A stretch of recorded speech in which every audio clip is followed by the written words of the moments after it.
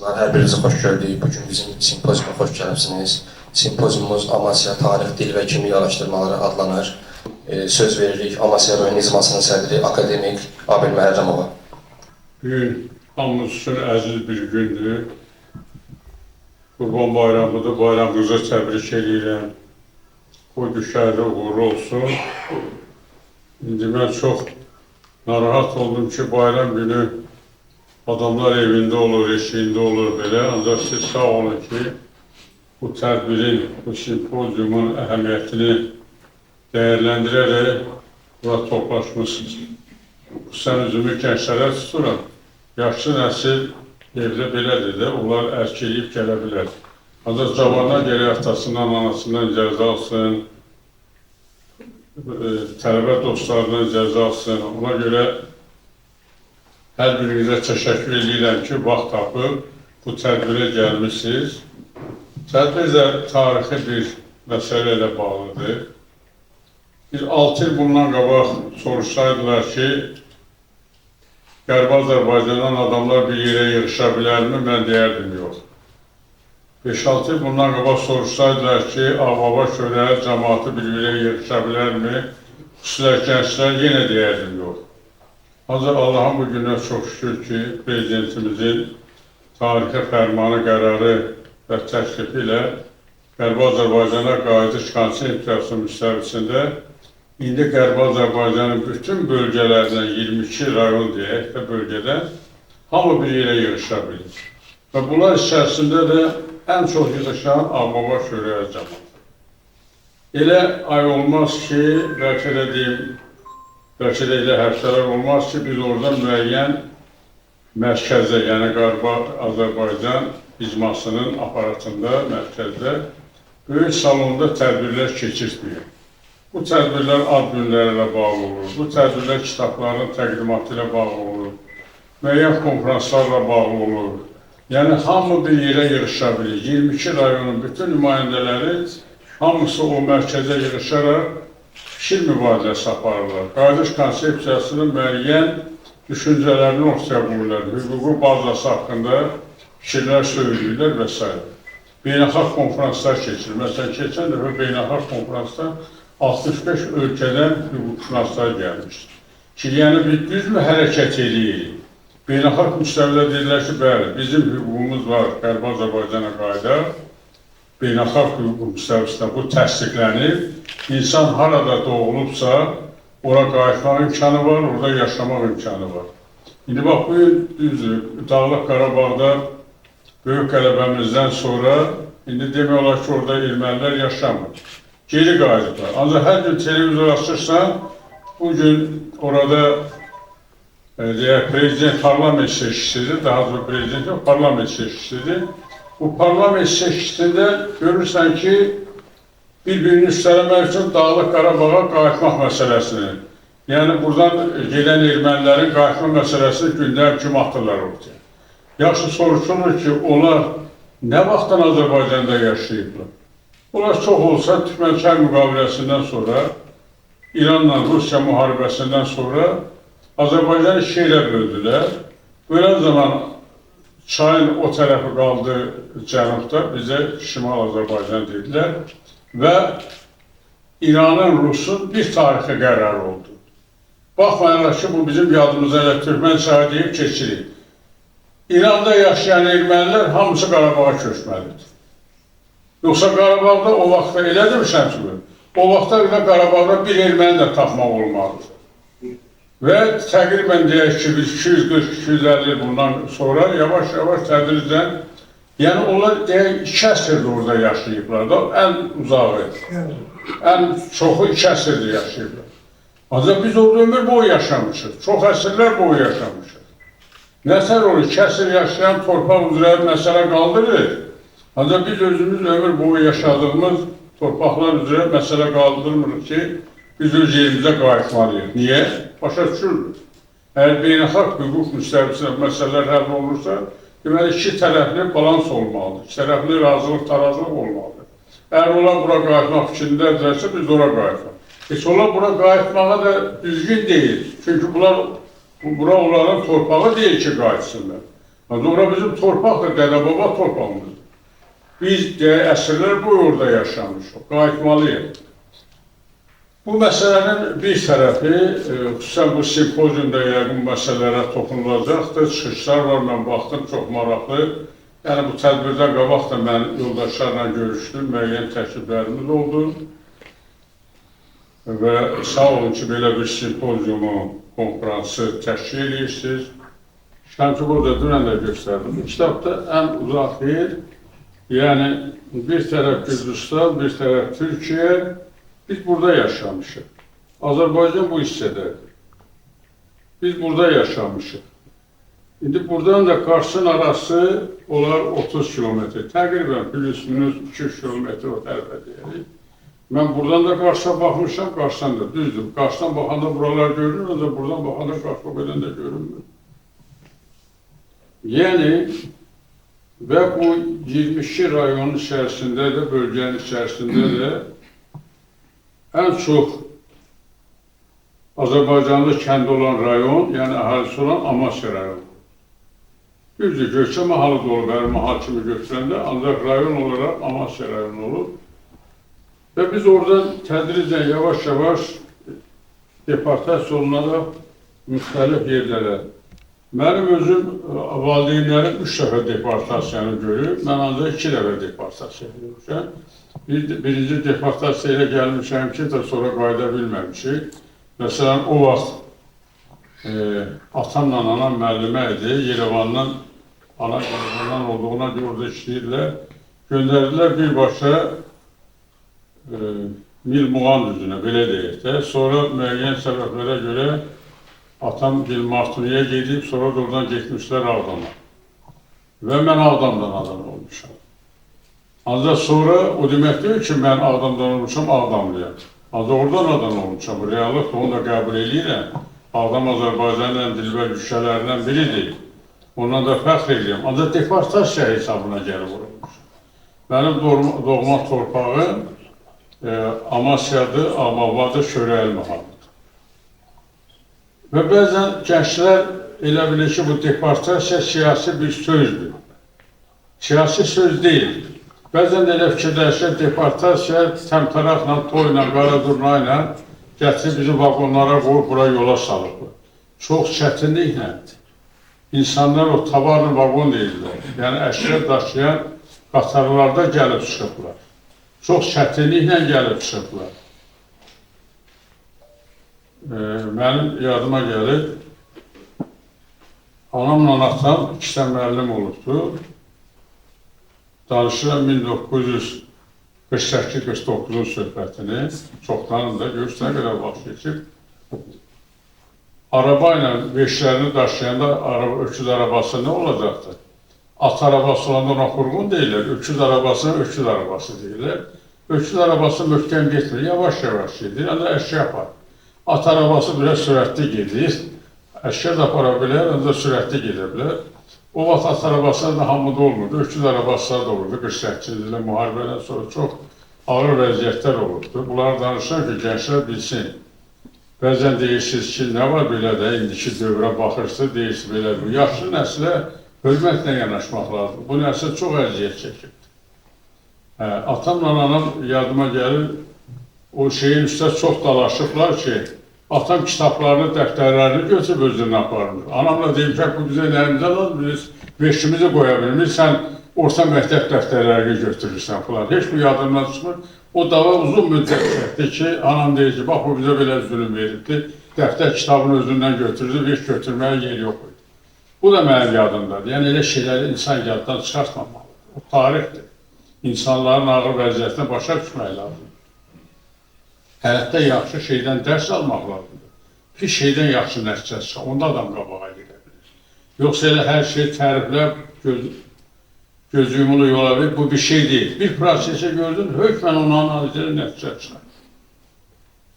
Yəni, birinci deportasiya babaların düşübdür, nənələrin düşübdür. Üçüncü deportasiyada, indi siz yaxşı yazdıqları, bəziləri yazdılar, bəzi, hamı düşmüşük. Yəni, 3 deportasiyanı görən el-oba, qardaşı ürəkdən alqışlayır ki, biz ona görə prezidentimizin o tarixi sərəncamını, tarixi göstərişini biz ürəkdən alqışlayırıq.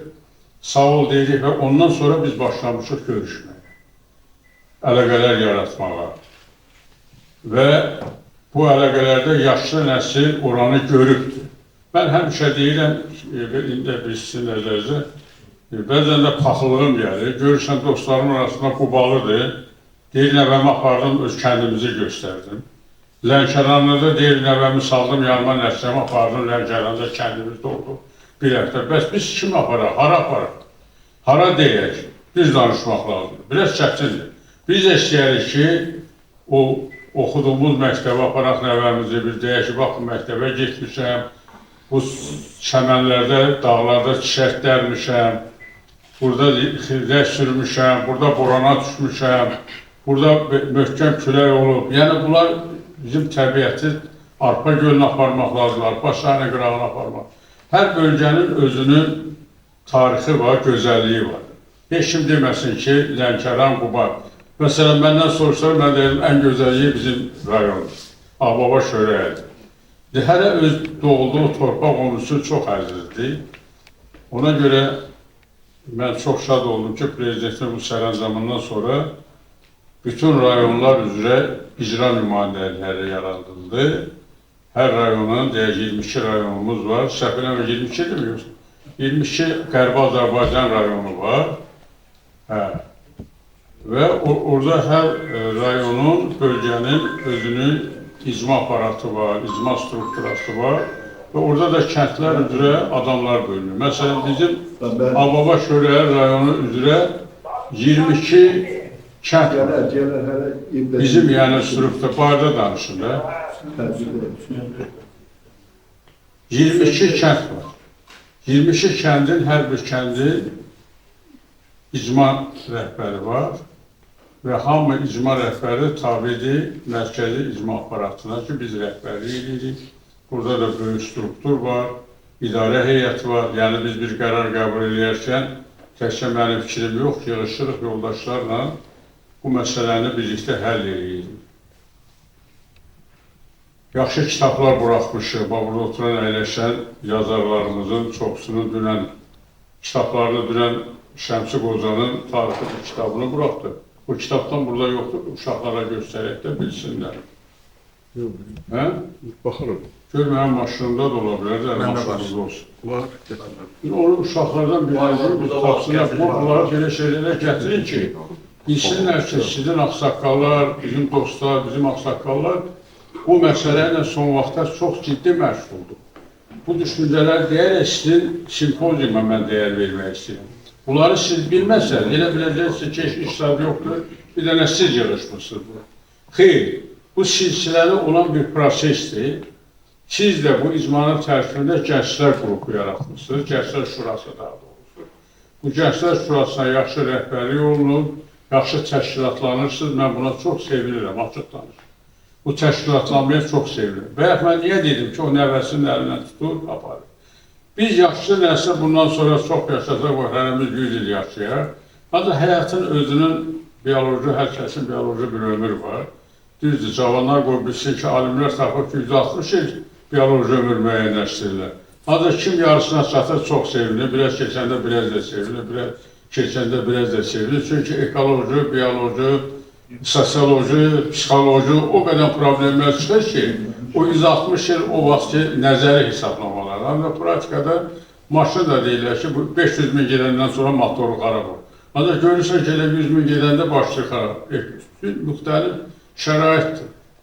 Buna görə arzu edirəm ki, 100 il, ancaq biz istəyirik ki, bu estafedanı siz davam edəcəksiniz. O Elova haqqında fikirləşəcəksiniz. Ona görə kitablar yazırıq. İndi Şəmsi Qocanın dünən böyük bir kitabının təqdimatı oldu. Xeyli böyük zalda adamlar, yüzlərlə adamlar oturmuşdu. Azərbaycan Ağbabadan başlayır. Kitabın adı belədir, çox maraqlıdır. Azərbaycan Ağbabadan başlayır. Həm coğrafi mənada Ağbabadan başlayır, həm də doğrudan da təbii ruhən Ağbabadan başlayır. Bax, biz dünən belə bir müzakirə apardı. Şəmsi müəllimi gəlin alqışlayaq bir də təbrik edirəm. Onun çox sayılı kitabları var. Dünəndə növbəti bir kitabı var. Bizə söz verib ki, qələmlikçidir, hələ yazır bir tərəfdə. Yəqin növbəti dəfə sizlərdən yəqin dünən orada olan olubdur. Baxıram, bəzi yoldaşlar olub, ancaq bəzi çoxsu da olmayıbdır. Bundan sonra mən istəyərdim ki, siz belə tədbirlərdə gənclərimiz olsun. Bunları bir belə genişliyə danışdım. Bizim yaşımız laf 100-dən də yuxarı olsun. Estafetanı siz aparmıyorsunuz. O elə o baya qayıdış, bayrağı siz qabaqda getməlisiniz. Nə vaxtsa bu olmalıdır, siz qabaqda gedəcəksiniz.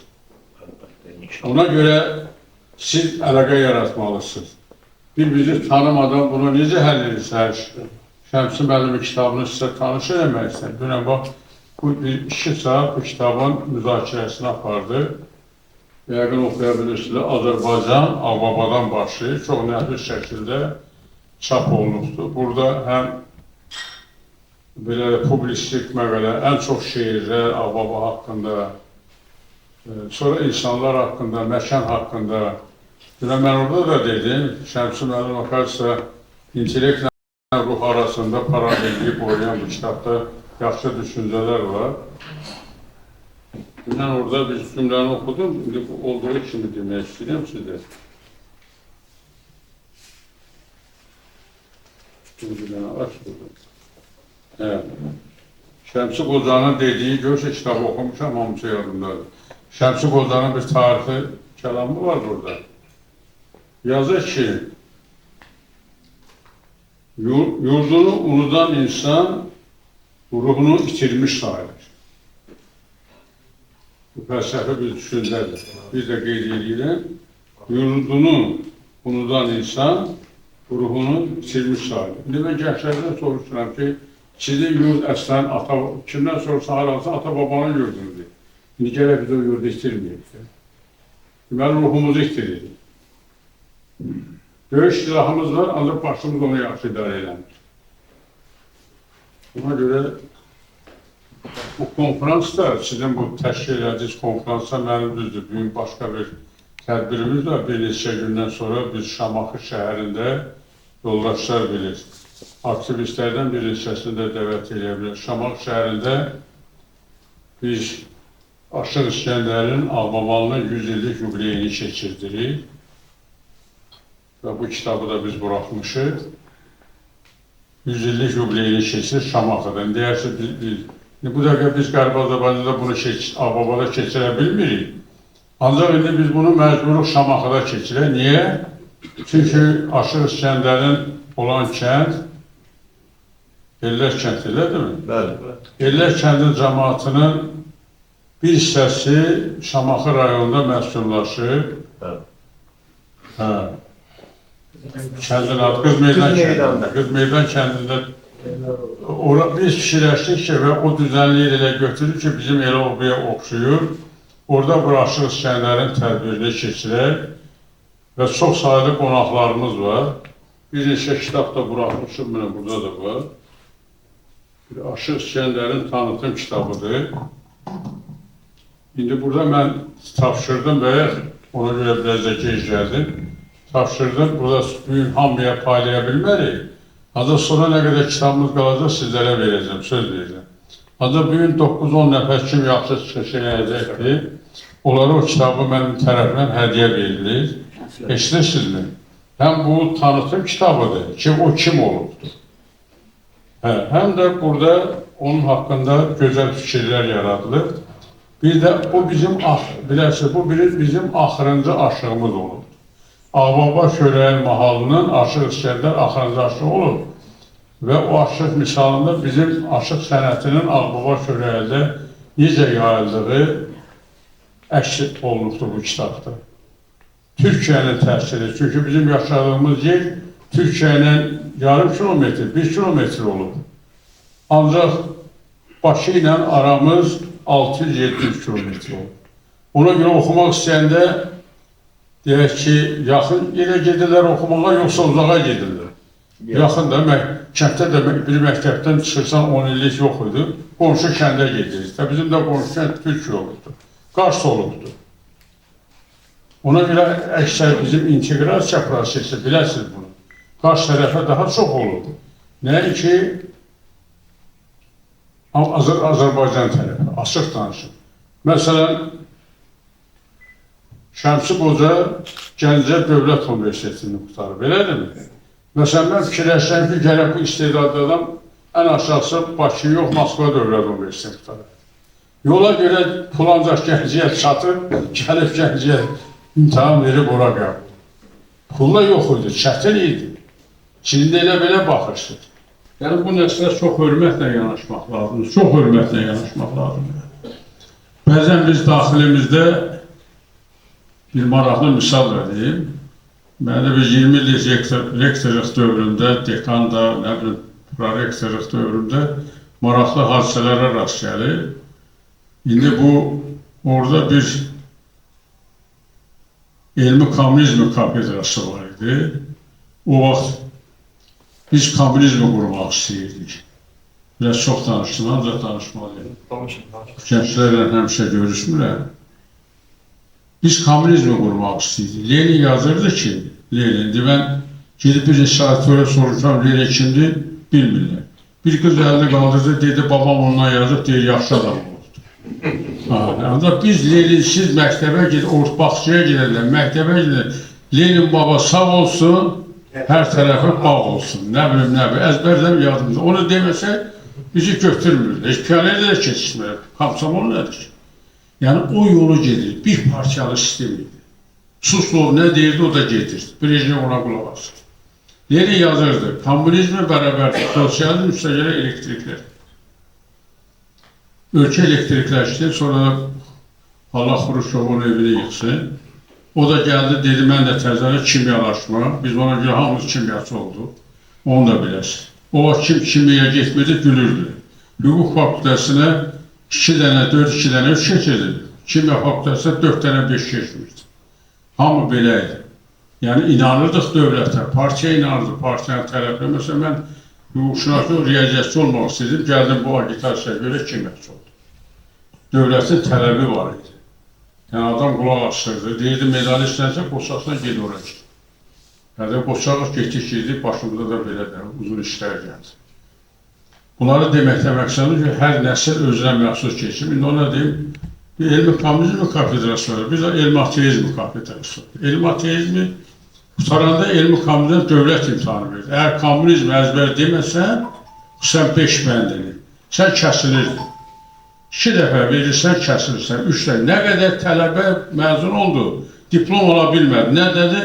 İxtisasını 5-ə bilir, elmi kommunizmi əzbərləyə bilmir. Əzbərləyə bilmir, çünki kommunizmi qura bilmirik, bilmirik necə qurmaq lazımdır. O da müəllimlər də elədir. Yəni, sizin dövrünüzdə neçəsini bərpa elədiniz? Hə. 75-ci ildə qalanda.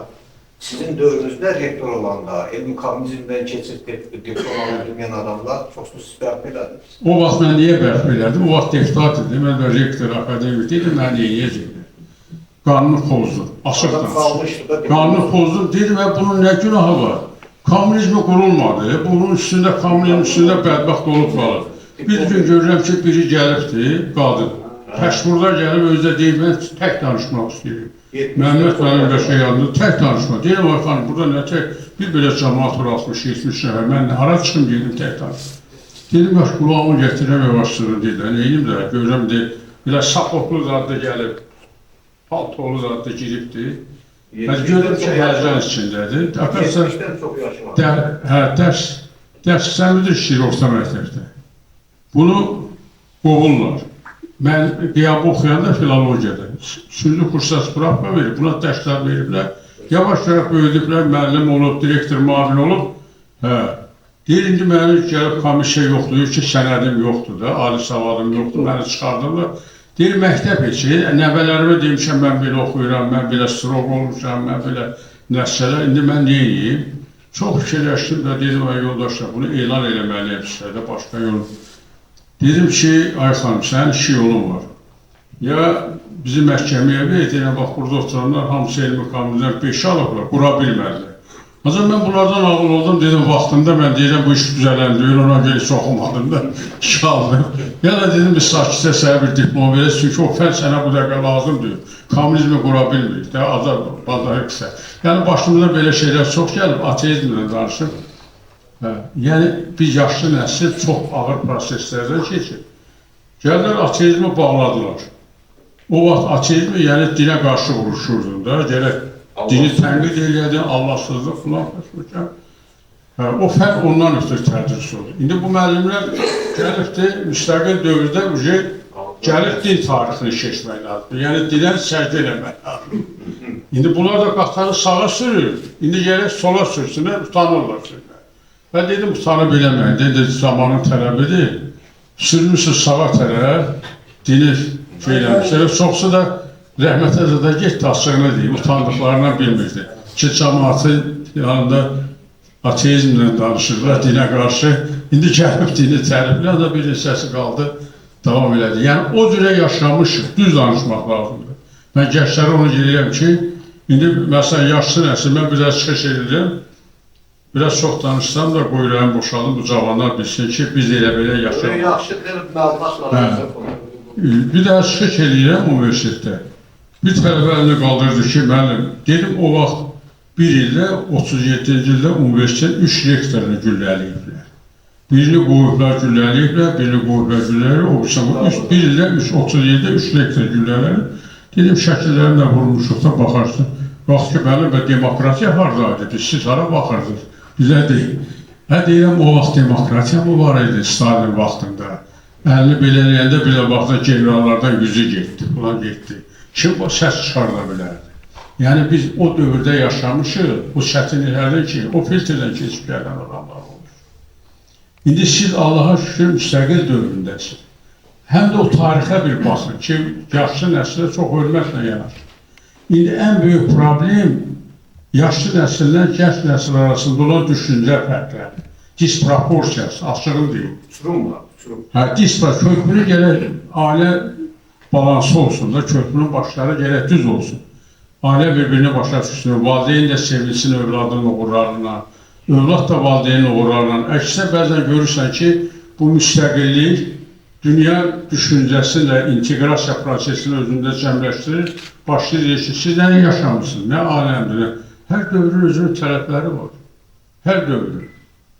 Bunları deməkdə məqsədim o ki, bir də bütün bu düşüncələri transfer edək ki, bizim Ağbaba Şöhrəyin bu dediklərimiz içərisində ən ağır vəziyyətdə olan bir rayon olundu. Ola bilər gənclər bilməsin, çox sərt bir şaxtalı keçən rayon oldu. 30 dərəcə şaxta olanda sevinirdik ki, bir hava yaxşı keçdi. Elə deyil.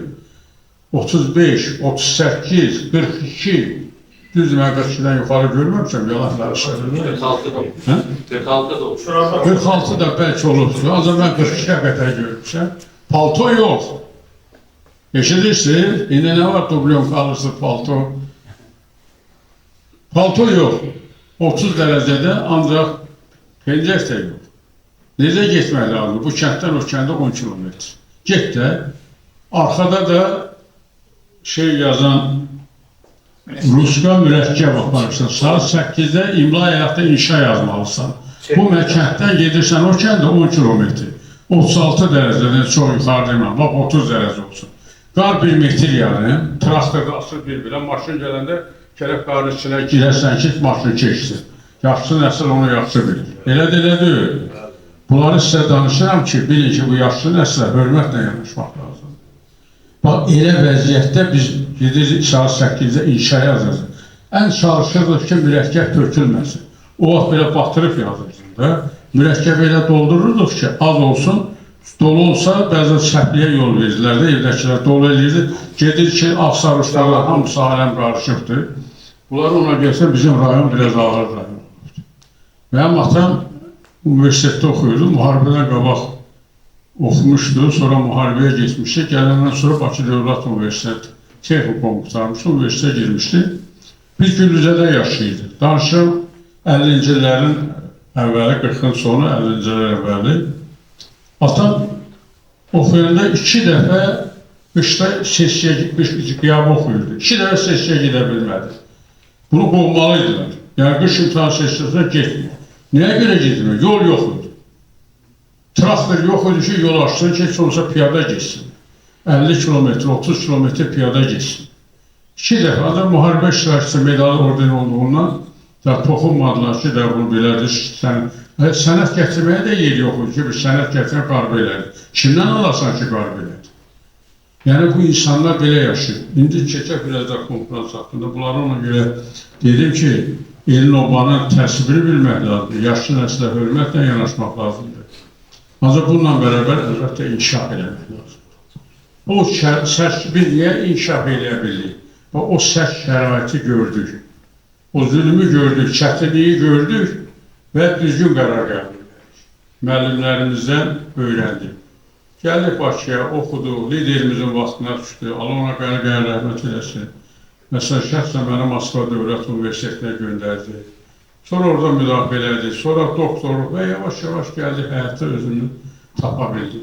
Ancaq insan cəsarətli olmalıdır, mövqeli olmalıdır, prinsipal mövqeli olmalıdır. Çalışır, heç vaxt yalan danışmır. Nə deyirsə düzünə deyir. Onda adam rahatda yatır. Heç bir şey fikirləşdir. Qapını döyəndə bilirsən ki, şəxsor işlən olmuyor. Heç vaxt. Düz yaşamırsan. Nə olsun, bəzən belə yazırlar, elə yazırlar. Boş şeylər demir. Adam özünə hesabat verməlidir. Düz yaşamırsan ya düz yaşamırsan. Konferansa görə təşəkkür edirəm. Mən baxdım, burada xeyli maraqlıdır. Konferansın proqramını həll edəndə də mən məsləhətlər verdim. Tarix, dil və kimlik araşdırmaları simpoziumu çox maraqlı mövzudur. Həm burada tarixdir, həm dildir, həm kimlikdir. Bu araşdırmalar haqqında hələ öz düşüncəsini ortaya qoysun və fikir mübadiləsi. Çoxlu boş suallar versinlər o çıxış edənlərə. Fikir mübadiləsi aparmaq konferansda çox vacibdir. Necə düşünürsən? Çünki siz bu tarixi, bizim məsələn Ağbaba şöhrəyə, Qərbi Azərbaycan tarixini ola bilər çoxumuz bilmirsiniz. Çünki o tarixi də belə yaxşı keçmirlər. İndi yavaş-yavaş biz məsələni genişləndiririk ki, Qərbi Azərbaycan tarixi bizim Azərbaycan tarixinin içərisində ona daha çox yer verilsin. Əvvəllər o qədər yer verilmedi, indi daha çox yer verilsin. Və Vahid Azərbaycan tarixində Qərbi Azərbaycan tarixinin özünə məxsus rolu var, yeri var. Uğurlar arzulayacağım. Biraz çox danışdım, çünki ürəyim dolu, deyəcəm, sizlə görüşə bilmirdim. İndi mən bir 5 dəqiqədə oturacağım, sonra mən icazə versək gedim, çünki o birisi tədbirimiz də var da, mən sizə dedim də, bu tədbirlə də məsul, başqa tədbirlərimiz də var. Sizə bir daha uğurlar arzulayacağım, təşəkkür edirəm ki, bu bayram günü vaxt tapıb gəlmişsiniz. Evdəkilər də icra aparatı tərəfindən, rayon adından təbrik eləyərsi Qurban bayramlarına. O inansınlar ki, biz çalışacağıq ki, yaxın vaxtlarda Ağbaba şöhrəyə torpağına gənclərlə birlikdə, gənclərlə də bayraq olaraq ora girəcək və bu tədbirlərimizi orada keçirəcək. Bu yolda sizə uğurlar arzulayıram. Sağ olun.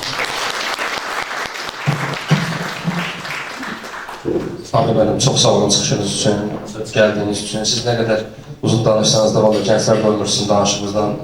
Allah razı olsun. Söz veririk Qərbi Azərbaycan icmasının əməkdaşı, şair, Yazıçılar Birliyinin üzvü Şəmsi Qocaya.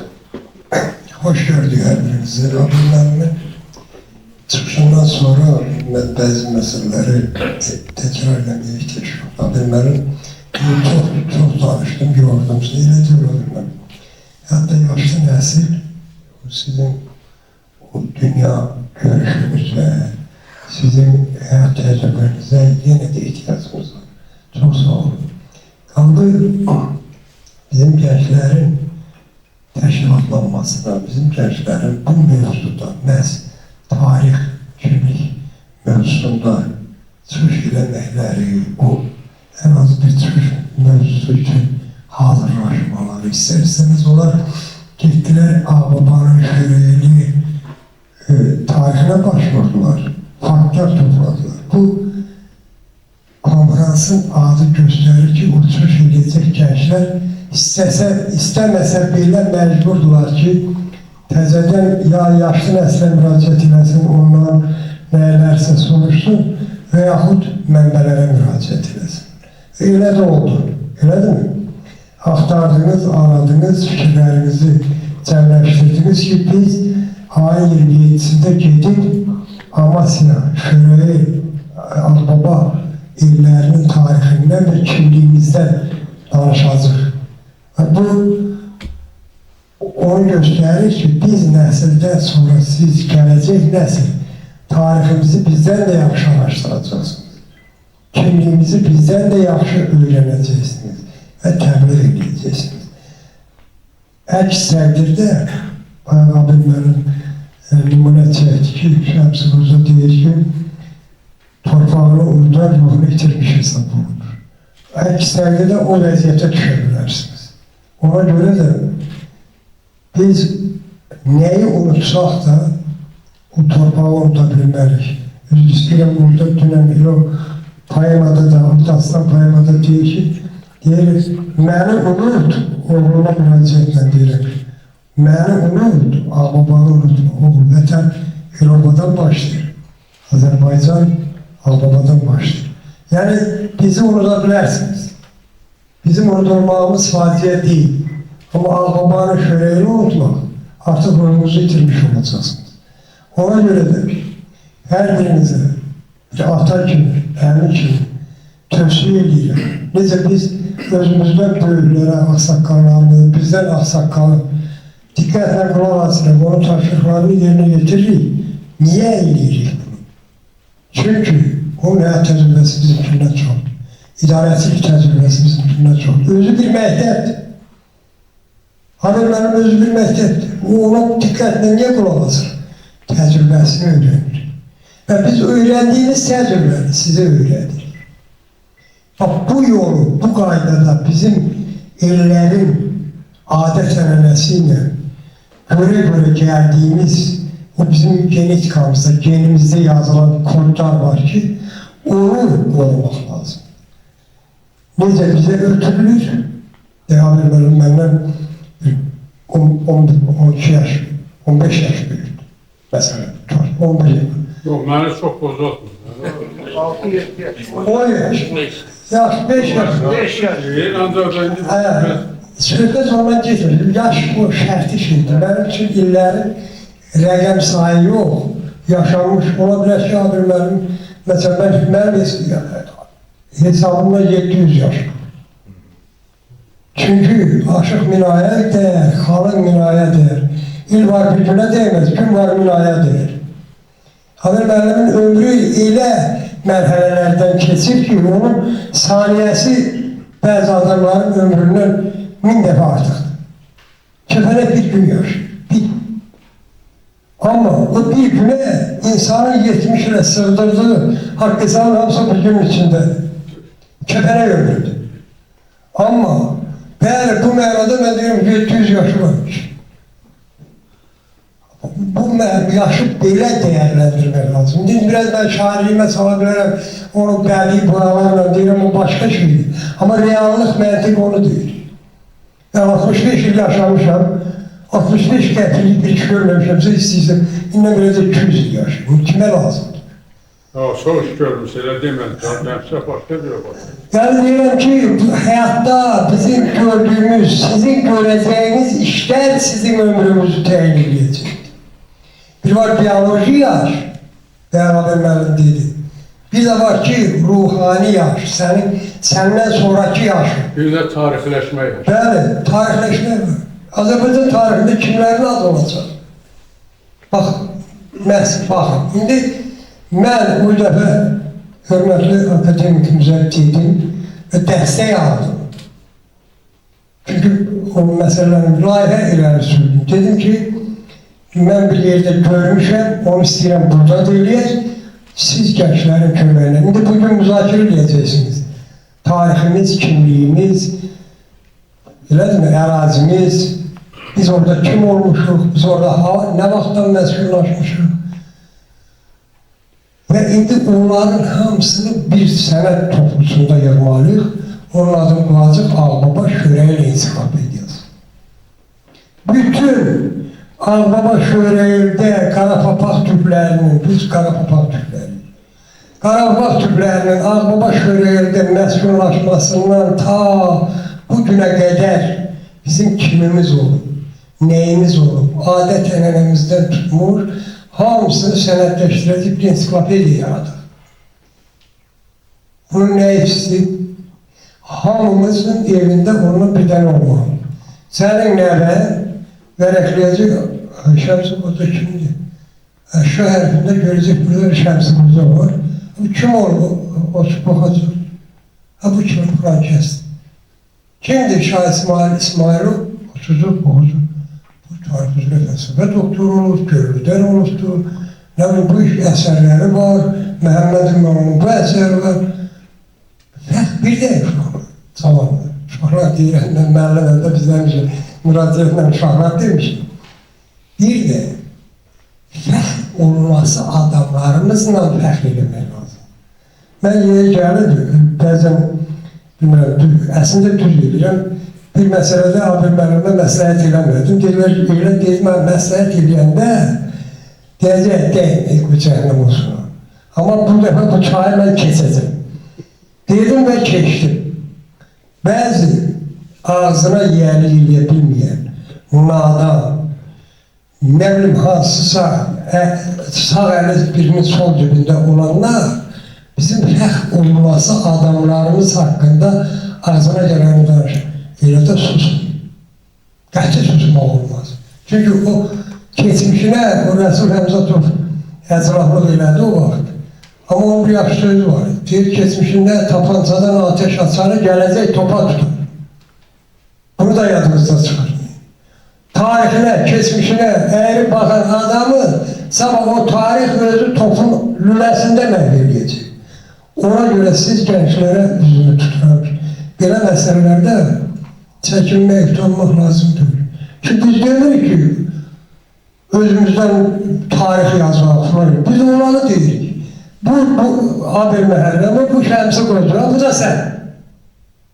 O Mehman filmində deyir, bu daş, bu tərəzi, belə deyilir. Bu daşımızı tərəzimizə baxdırə kimi ağır gəlir. Yəni, mən çox xahiş edirəm və sizə deyirəm, tövsiyə edirəm, əmi kimi, dayı kimi, ata kimi. Belə məsələlərdə siz bizim yanımızda olmalısınız. Biz lokomotiv isə, siz bizim dağımızda gəlməlisiniz, biz çəkib aparacaq. Bir daha hanım konferansımıza uğurlar arzu edirəm, bir daha hər birinizə sağ ol deyirəm. Çünki Məhəmməd Peyğəmbər sallallahu deyir ki, ehsanda iştirak eləmək, ehsan edilən şeydən 1000 dəfə qiymətlidir. Yəni, burada bunu mən bu məsələyə gətirirəm ki, belə bir prosesdə iştirak eləmək, o sizin araşdırmalarınızın özündən də qiymətlidir. Sağ olun, var olun. Sağ olun, Kərbəzən sizə söz verir, Amasya Koordinatör qrupunun baş məsləhətçisi Orxan Əlikbərov. Hörmətli sadir, hörmətli qonaqlar, dəyərli alimlər, gənclər və iştirakçılar. Sizi Amasya rayon Gənclər Şurasının təşkil etdiyi Tarix, Dil, Kimlik Araşdırmalar Simpoziumundan salamlayıram. Bugün burada tariximizin, dilimizin və milli kimliyimizi daha dərindən araşdırmaq, müzakirə etmək və gələcək nəsillərə ötürmək məqsədi ilə ilişmişik. Tarix bir xalqın yaddaşıdır. Dil onun ruhu, kimlik isə varlığının əsas sütunudur. Bu dəyərlərin qorunması və inkişaf etdirilməsi yalnız alimlərin deyil, hər bir gəncin vətəndaşın məsuliyyətidir. Xüsusilə müasir dövrdə milli mənəvi dəyərlərimizin öyrənilməsi və dünyaya düzgün təqdim olunması böyük əhəmiyyət daşıyır.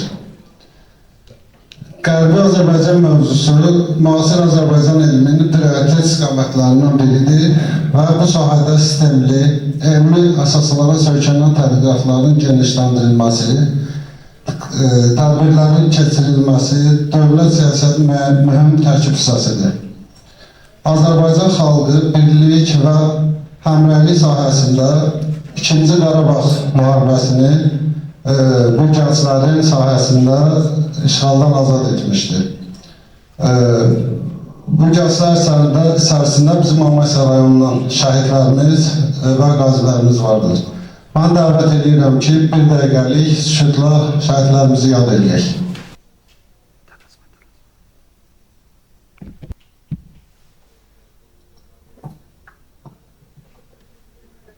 milliləşmələr boyu formalaşmış maddi mənəvi irsimizi Qərbi Azərbaycandakı Azərbaycanlıların izlərini silmək üçün məqsədyönlü şəkildə aparılan siyasət nəticəsində məhv edilir. Tarixi abidələrimiz dağılıb, toponimlərimiz dəyişdirilib, qəbristanlıqlarımız yerlə yeksan olunub. Mədəniyyət nümunələrimiz saxtalaşdırılaraq başqa xalqlara aid edilibdir. Bu simpozium yalnız elmi fikir mübadiləsi deyil, eyni zamanda gənclərin yeni tədqiqatlara təşviq olunması, milli şuurun gücləndirilməsi və mədəni irsimizi gələcəyə daşınması üçün mühüm platformadır. Qərbi Azərbaycana qayıdış məsələsi Azərbaycan Prezidentinin, Azərbaycan dövləti diplomatiyasının və xarici siyasətinin real və əsas istiqamətidir. Gənclərimizin tarixi yurt yerləri ilə bağlı məlumatlı olmaları, milli kimlik məsələsində fəaliyyət göstərmələri və bu həqiqətləri dünya səviyyəsində tanınılması üçün müxtəlif platformalarda fəal iştirak etməlidirlər. Diqqətiniz üçün təşəkkür edirəm. Çox sağ olun. Sağ olun, Orxan müəllim, minnətdaram. İndi söz veririk Qərbi Azərbaycan icmasının əməkdaşı Əhməd Rızaya. Bu simpozium mən indi baxıram gələndən tarix, dil və kimlik. Çox gözəl başlıq seçilir, çox gözəl araşdırmalar seçilir. Amma burada çox az gənclərimiz iştirak edir. Mən istəyərdim ki, gələcəkdə bu temada çox böyük bir auditoriyada gənclərimiz iştirak eləsin. Nəyə görə? Səbəbini deyəcəm. Tariximiz, biz Qərbi Azərbaycanlılar, burada oturan hər bir orta yaşlı və yuxarı yaşlı insanlar gözəl bilir ki, bizim tariximiz çox ağrılı və acılı olub. İlk tarixdən başlayacağım, dil və kimliyimizə keçəcəm. Tariximiz ona görə ağırlı və acılı olub ki, ilk öncə biz ermənilərin içində yaşamışıq. 1918-ci ilin may ayının 29-undan ki, o erməni dövləti ki, yaranandan, ondan sonra biz orada yaşadıq.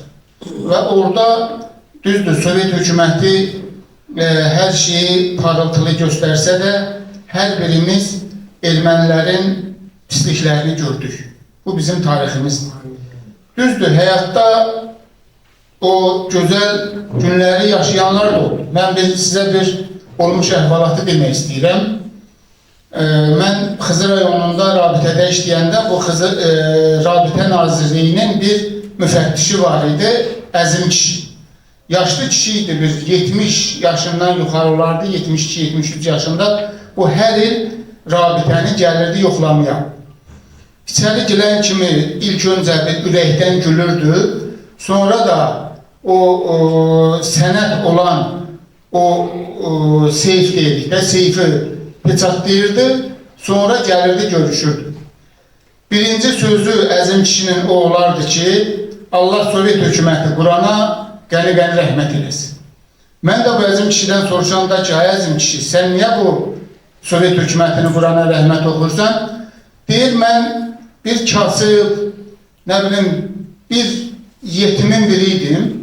Sovet hökuməti gəldi, məni oxutdu, mənə elm sabat verdi. İndi mən gəlmişəm, əlim cibimdə onu bunu qorxudub, rüşvət alıb yaşayırım.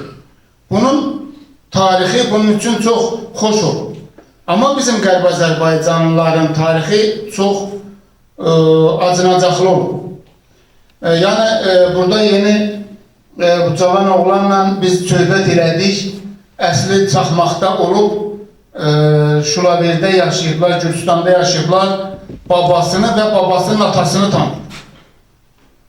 Ki, bu adamları, amma cavan oğlanları, onları da ki, başlarına nə gəlib, o zaman Çaxmaqdan sürgün ediblər Qazaxıstana, Qazaxıstandan sonra gəliblər Gürcüstana və daha geri Çaxmağı buraxmayıblar. Bunu nəyə görə deyirəm? Yəni ki, bizim indiki gənclərimiz bizim kitabda yazılan tariximizi yox, bizim Qərbi Azərbaycanlıların başına gələn tarixi də bilsələr çox gözəl olar. Keçək dilimizə. Dilimiz bugün mən bir neçə türk qonaqlarla söhbət eləmişəm. Hətta yadınızdadırsa Bakı elektrik şəbəkəsinin rəhbəri Barmek, Azərbaycan elektrik şəbəkəsinin rəisi Hüseyin Arabul var idi. Onunla da söhbət eləmişəm. O mənə deyirdi ki, siz Qərbi Azərbaycan demirdilər də, Ermənistandan olan Azərbaycanlılar danışanda mən daha yaxşı başa düşürəm. Nəinki bu Azərbaycanda olan Azərbaycanlılar danışanda. Bu nəyə demək istəyirəm? Yəni, biz Qərbi Azərbaycanlılar dilimizin saflığını qoruyub saxlamışıq. Və bu gün də onu saxlayırıq və bütün Özbək, Qazaq, Qırğız, Tatar, Türk millətinə uyğunlar bizim Qərbi Azərbaycandan olanların dilini daha yaxşı başa düşür. Çünki bizim dilimiz safdır. Nə tər tariximiz saf idisə, düzdür, əzabkeşli olsa da dilimiz də safdır. Və kimliyimiz, vaxta görə qısa-qısa danışıb keçirəm. Kimliyimiz də budur ki, inanın tam səmimi söyləyirəm, yəqin ki, burada oturanlar da harada işləyibsə, onu təsdiqləyər. Kimə deyirsən ki, Amasya rayonundanam, kəndini qoyursan kənara, Ağbaba şörəyi hansından, hamı deyir ki, sizin kimliyiniz safdır. Nə mənada? Bizim cəmaat həmişə öz işinə sadiq, rüşvət meyilli olmayan, elmi sevən, elmi qabağa aparan belə bir şəxsiyyət olmuşuq.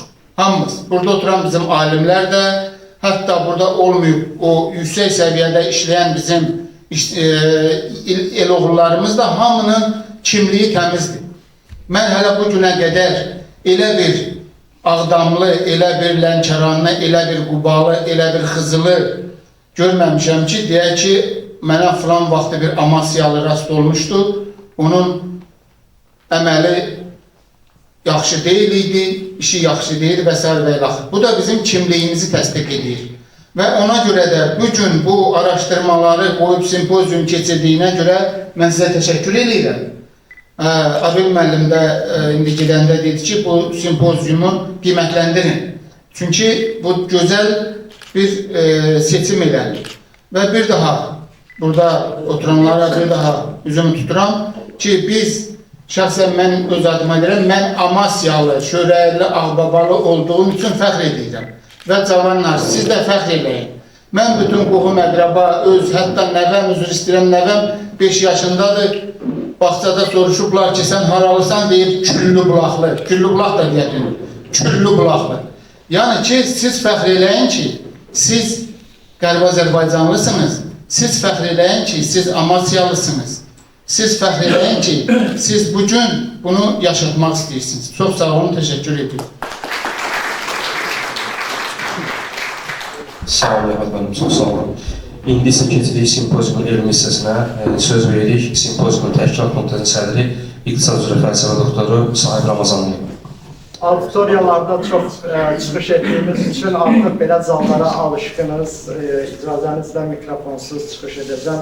Hörmətli qonaqlar, əziz iştirakçılar, hörmətli alimlər və tədqiqatçılar, hamınız xoş gəldiniz ilk öncə. Çox sağ olun ki, bu Qurban bayramında, bu bayram günündə bizləri tək qoymadınız və buraya gəldiniz, bizlərə dəstək oldunuz. Böyüklərimiz də var olsun ki, bizə rəhbərlik edir, yol göstərir və burada bizə dəstək olurlar. Bugün Amasya Gənclər Şurasının təşkilatçılığı ilə keçirilən Amasya Tarix, Dil və Kimlik Araşdırmaları Sempoziumunun açılışında sizləri salamlamaq mənə böyük fəxr hissi verir. Çox sağ olun, təşəkkür edirəm. Mən İqtisad üzrə fəlsəfə doktoru Sahib Ramazanov. Bu sempoziumun sədri kimi burada çıxış etməkdən dərin məmnunluq duyuram. Bu tədbirdə biz Amasyanın tarixi, dil xüsusiyyətləri və mədəni kimliyini müasir elmi yanaşmalarla öyrənmək, yəni araşdırmalar üçün zəmin yaratmaq və alimlərimiz arasında əməkdaşlığı genişləndirmək imkanı əldə edəcəyik.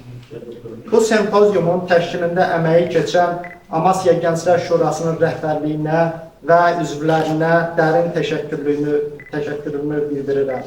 Həmçinin elmi məruzələrə qatılan hörmətli alimlərimizə, gənc tədqiqatçılarımıza və iştirakçılara minnətdarlığımı ifadə edirəm. İnanıram ki, birazdan keçirilən sessiyalar və müzakirələr bu sahədə yeni biliklərin yaranmasına və gənc tədqiqatçıların inkişafına töhfə verəcək.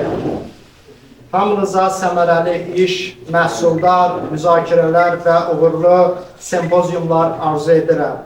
Sempoziumun akademik hissəsini açıq elan edirəm. Diqqətinizə görə təşəkkür edirəm. Sağ olun. Sağ olun, sağ olun. İndi isə söz veririk, moderatorluğu təqdim edirik. Elmi hissənin moderatoru Aytəkin xanıma, buyurun. Hörmətli qonaqlar, dəyərli alimlər və iştirakçılar. Mən Aytəkin Abbasova Nizami qızı Azərbaycan Dillər Universitetinin həm əməkdaşı, həm dissertantı olaraq sizi Amasya tarixi, dil və kimlik araşdırmaları simpoziumunda səmimi qəlbdən salamlayıram və hər birinizə xoş gəlmisiniz deyirəm.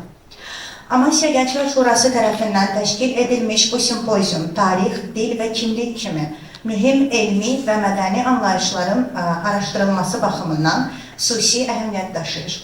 Amasya türklərinin tarixi yaddaşı, dil xüsusiyyətləri, milli mədəni kimliyi və zəngin irsinin öyrənilməsi həm akademik baxımdan, həm də milli mənəvi dəyərlərin qorunması baxımından olduqca vacibdir. Belə elmi platformalar müxtəlif tədqiqatçıları, ziyalıları bir araya gətirərək fikir mübadiləsinə, yeni elmi yanaşmaların formalaşdırılmasına və gələcək əməkdaşlıqların qurulmasına geniş imkan yaradır. İnanırıq ki, bugünkü simpozium çərçivəsində təqdim olunacaq məruzələr, aparılacaq müzakirələr, mövzuya dair mühüm elmi nəticələrin əldə olunmasına töhfə verəcəkdir. Mən öz adımdan simpozium təşkilatçısı olan Amasya Gənclər Şurasının rəhbərliyinə və üzvlərinə moderator vəzifəsini mənə həvalə etdikləri üçün təşəkkür edirəm. Bütün iştirakçılara uğurlu, məhsuldar və maraqlı elmi müzakirələr arzu edirəm. Diqqətiniz üçün təşəkkür edirəm. Və icazənizlə ilk məruzəçimizi təqdim etmək istəyərdim. Nuray Xıdırova, Amiya Nəsimi adına Dilçilik İnstitutunun doktorantı. Buyurun Nuray xanım. Hörmətli simpozium iştirakçıları, əziz həmyerlilər, dəyərli ziyalılar və qonaqlarımız, hər birinizi burada görməkdən, bu bayram günündə birlikdə olmaqdan və sizlərin qarşısında çıxış etməkdən mənim üçün bir fəxirdir, qürur duyuram. Təşəkkür edirəm ki, dəvətimizi qəbul edib, təşkilat komitəsi olaraq bizləri dinləmək üçün burada bizimlə bir aradasınız. Çıxışıma ümumi liderimiz Heydər Əliyevin bir aforizmi ilə başlamaq istəyirəm. Dahi liderimiz demişdir, hər bir xalqın milliliyini, mənəvi dəyərlərini yaşadan, inkişaf etdirən onun dilidir. Məhz bizim simpoziumun adı da tarix, dil və kimlik araşdırmalarıdır. Gəlin başlayaq. Azərbaycan dili Türk dilləri ailəsinə, Oğuz qrupu Türk dillərinə daxildir. Oğuz qrupu Türk dillərinə təkcə Azərbaycan dili deyil. Türk dili, Türkmən dili, Qaqavuz dili, Krım Tatar dili daxildir. Və bizim dilimiz, kimliyimizi, dilimizin qədim qatını araşdırmaq, ortaya çıxartmaq üçün bizə zəngin materiallar verir. Bu baxımdan biz həm dilimizin əski qatına, həm onun dialekt və şivələrinə müraciət edirik. Əldə edilmiş zəngin dialekt nümunələr əsasında mən sizinlə Amasya rayon dialektinin Türk dilləri ilə olan paralel bağlılığını izah etmək istəyirəm. Belə ki, hər birimiz, məndən əvvəlki dəyərli alimlərimiz, Abel müəllim, eyni zamanda Şəmsir Hoca öz çıxışlarında qeyd etdi ki, müxtəlif deportasiyalar nəticəsində Amasya rayon əhalisi Azərbaycan Respublikasının müxtəlif ərazilərində məskunlaşmışdır. Bu baxımdan bizim həmyerlilərimiz, sizlər və eyni zamanda mənim ailəm Azərbaycanın müxtəlif rayonlarında məskunlaşır və yaşadıkları ərazidə öz xalqımızın, yəni yerli cəmaatımızın mədəniyyətini, özünün zəngin folklorunu ətrafdakı insanlara da aşılamışdır. Bu baxımdan xüsusi olaraq bugün sosial şəbəkələrdə məşhur olan Ağbaba yallısı, xüsusilə İrəvan yallısı adının altında yazırlar, amma mən buna kəsin kin şəkildə etiraz edirəm. Çünki bu Ağbaba yallısıdır. Bizim kimliyimizi, tariximizi və birliyimizi göstərən bir yallıdır. Gələk məsələnin dialekt hissəsinə. Mən nəyə görə xüsusilə qeyd eləmək istəyirəm ki, Amasya rayon dialekti. Çünki Amasya rayonu özündə Ağbaba və Şörəyan mahallarını birləşdirir və bu iki mahalın insanları bu dilin, bu dialektin danışığını özündə ehtiva edən şəxslərin də tələffüzündə, leksik fondunda müəyyən çalarlar türk dilləri ilə müqayisədə özünü göstərir. Kiçik bir bayatı nümunəsi ilə çıxışımı davam etmək istəyirəm. Evləri köşkü böyün, körpüyü keçdi böyün. Gündə salam verərdi, salamsız keçdi böyün. Verilmiş bayatı nümunəsinə diqqətinizi cəlb edərək qeyd etmək istəyirəm ki, böyün sözü hal-hazırda ədəbi dilimizdə bugün şəklində işlənir. Amma Amasya rayon cəmaatı ortada bugün əvəzinə böyün dedikdə bir samit düşümü hadisəsi yaşanır. Yəni bu bir dil faktorudur. Qədim türk dilində də samit düşümü özünü göstərmişdir. Daha sonra keçdi sözünün keçdi formasında tələffüzünüzü nəzərə çatdırmaq istəyirəm. Bayaq bizim dəyərli ziyalılarımız da tələffüz edərkən ç samitə əvəzinə ş kimi tələffüzlü dedilər. Bilmirəm, indi aramızda məndən başqa dilçilər, məsələn, ATK xanım bilirəm ki, dilçidir. Başqa dilçilər, İmran müəllim dilçidir. Məni daha yaxşı başa düşərlər. Çünki dilçilər, İsmail mənim tarixçidir, mənim qohumumdur, dayımdır. Burada onu da görməkdən şərəf duyuram. Eyni zamanda qeyd eləmək istəyirəm ki, çıxışım zamanı müxtəlif fonetik və leksik faktları burada qeyd edəcəm. Və mənim demək istədiyim digər fakt isə ondan ibarətdir ki, türk dillərinin dəmir bir qanunu var. Bu ahəng qanunudur. Amasya rayon cəmaatının danışığında ahəng qanunu özünü kəskin şəkildə göstərir. Yəni biz bayaq Əhməd müəllim də qeyd elədi ki, biz saf danışırıq, düzgün danışırıq. Biz tarixi köklərimizə bağlı olaraq bütün qanunları və qaydaları özündə əks etdirən bir tələffüzə, bir nitqə malikik. Məsələn, mən uzun illər Bakı Dövlət Universitetinin əməkdaşı kimi çalışmışam. Universitetə işə girməyəndə də hörmətli akademik Abel Məhərrəmovun xüsusi rolu olmuşdur. Hal-hazırda doktorant kimi öz fəaliyyətimi davam etdirirəm. Mən qeyd etmək istərdim ki, hər birimizin sevə-sevə evində istifadə etdiyi bir əvvəlik adlı bitki var. Məsələn, unluca adlı bir bitki adı var. Bu nümunələri mən sizə misal göstərərək demək istəyirəm ki, əvvəlik, unluca, hər ikisi ahəng qanununa tabi olan, böyün sözü də həmçinin, qeyd eləmək istəyirdim ki, hər birimizin leksikasında ahəng qanununun tam şəkildə, fonetikasında öz yerini tam şəkildə görürük. Və xüsusilə qeyd eləmək istəyirəm nəyi? Məni dilçilər daha yaxşı başa düşərlər. Dildə dil ahəngi bölünür, damaq ahəngi və dodaq ahəngi. Amasya rayon cəmaatının danışığında, onların fonetik tələffüzündə özünü göstərən dodaq ahəngi, xüsusilə eyni cinsli dodaq sahiblərinin ahəngi özünü göstərir. Məsələn, türk dilləri ilə müqayisə etsək, müasir qırğız dilində eyni cinsli saitin dodaq ahəngi gözlənilir. Məsələn, biz universitetdə təhsil alarkən də bizim rəhbərlərimiz deyirdi ki, müasir qırğız dilindən başqa bu heç bir türk dilində yoxdur. Amma var. Amasya rayon cəmaatında tələffüz şəkli, şəkilci dəyişərək görür, bilir şəkli, dönür, daha sonra ölür formasında, yəni ölür sözü ölür şəklində tələffüz olunarkən eyni cinsli damaq ahənginin, dodaq ahənginin göstərildiyi biz ahəng qanunu növünə rast gəlirik. Məsələn, əgər qırğızlar özləri ilə fəxr edirlərsə, bəli, əski türkçədə olan dodaq ahəngi, eyni cinsli dodaq ahəngi bizim dilimizdə var. Bir Amasyalı olaraq, bir Ağbabalı, bir Şörəyanlı olaraq biz də fəxr edə bilərik ki, bu qədim dil faktı da bizim dialektimizdə öz varlığını qoruyub saxlamışdır. Digər bir nümunəni sizin qarşınızda mən qeyd eləmək istəyirdim ki, tələffüz zamanı bizdə, məsələn, yava sözü əvəzinə yava işlənir, ev sözü əvəzinə öy və əf formaları işlənmişdir. Daha sonra çəkic sözü əvəzinə tələffüzdə çəkiş işlədirik. Gəlin diqqət edək. Ç, ş samit əvəzlənmələri, b, v samit əvəzlənmələri dilimizdə, bizim dialektimizdə xarakteri xüsusiyyətlərdən biridir. Yaxşı, ev sözünün iki formada, yəni həm öy, həm də əf formasında işlənməsinə diqqət edək.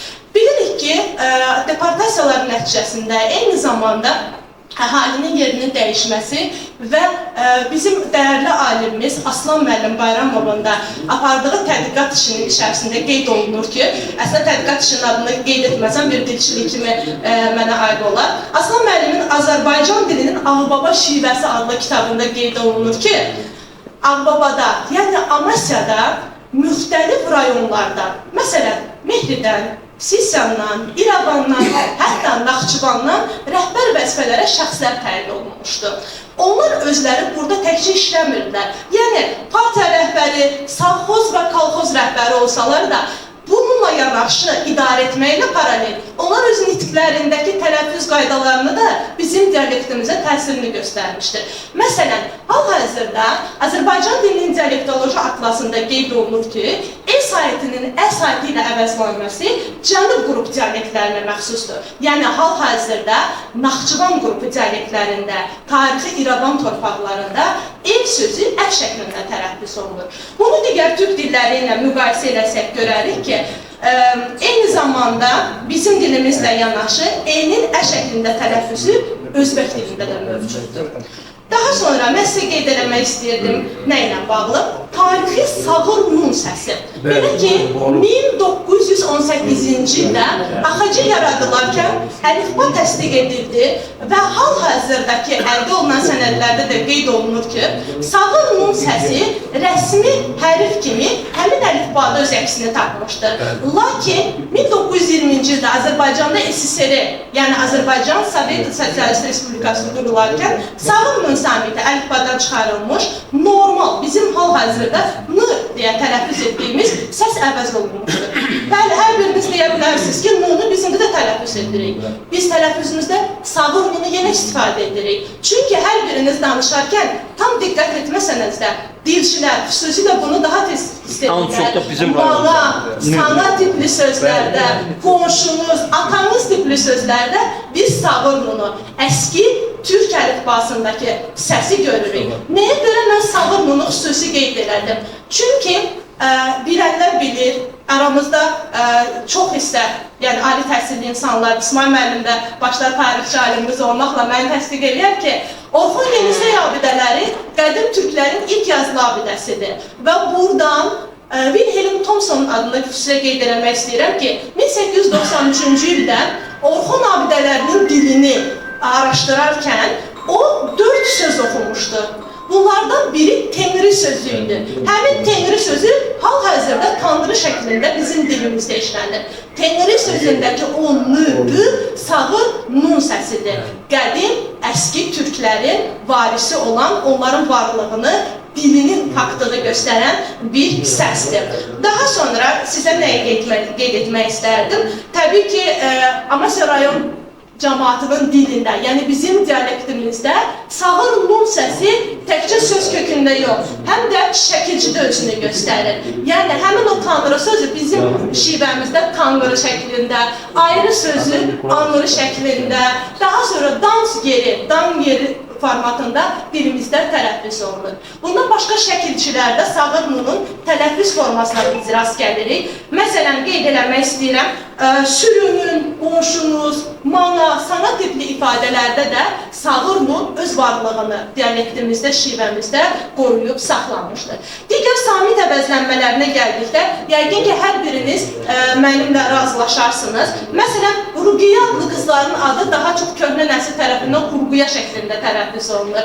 Yaşlı nəsil var ki, onlar Rus yox, Urus formasında müraciət edirlər. Yəni, o filankəs Urusdur deyə qeyd edirlər. Bu nəyə gətirir, çıxardır? Söz önündə səs artımına. Yəni, hal-hazırda dialektoloji atlasımızda qərb qrupu dialektlərinin əsas xarakteri xüsusiyyəti kimi söz önünə saytın artırılması qeyd olunur. Amasya rayon dialektində də həmin fakt, tarixi fakt özünü göstərir. Biz də söz önünə müxtəlif saytlar artırırıq. Məsələn, qeyd elədim, Ruqiya sözü Urqiya formasında, daha sonra Rus sözü Rus formasında, rəhim, İrəhim şəklində, İqbal sözü də hamımızın yəqin ki, sevərək işlətdiyi yığbal sözü bu formada buna nümunə olaraq göstərilə bilər.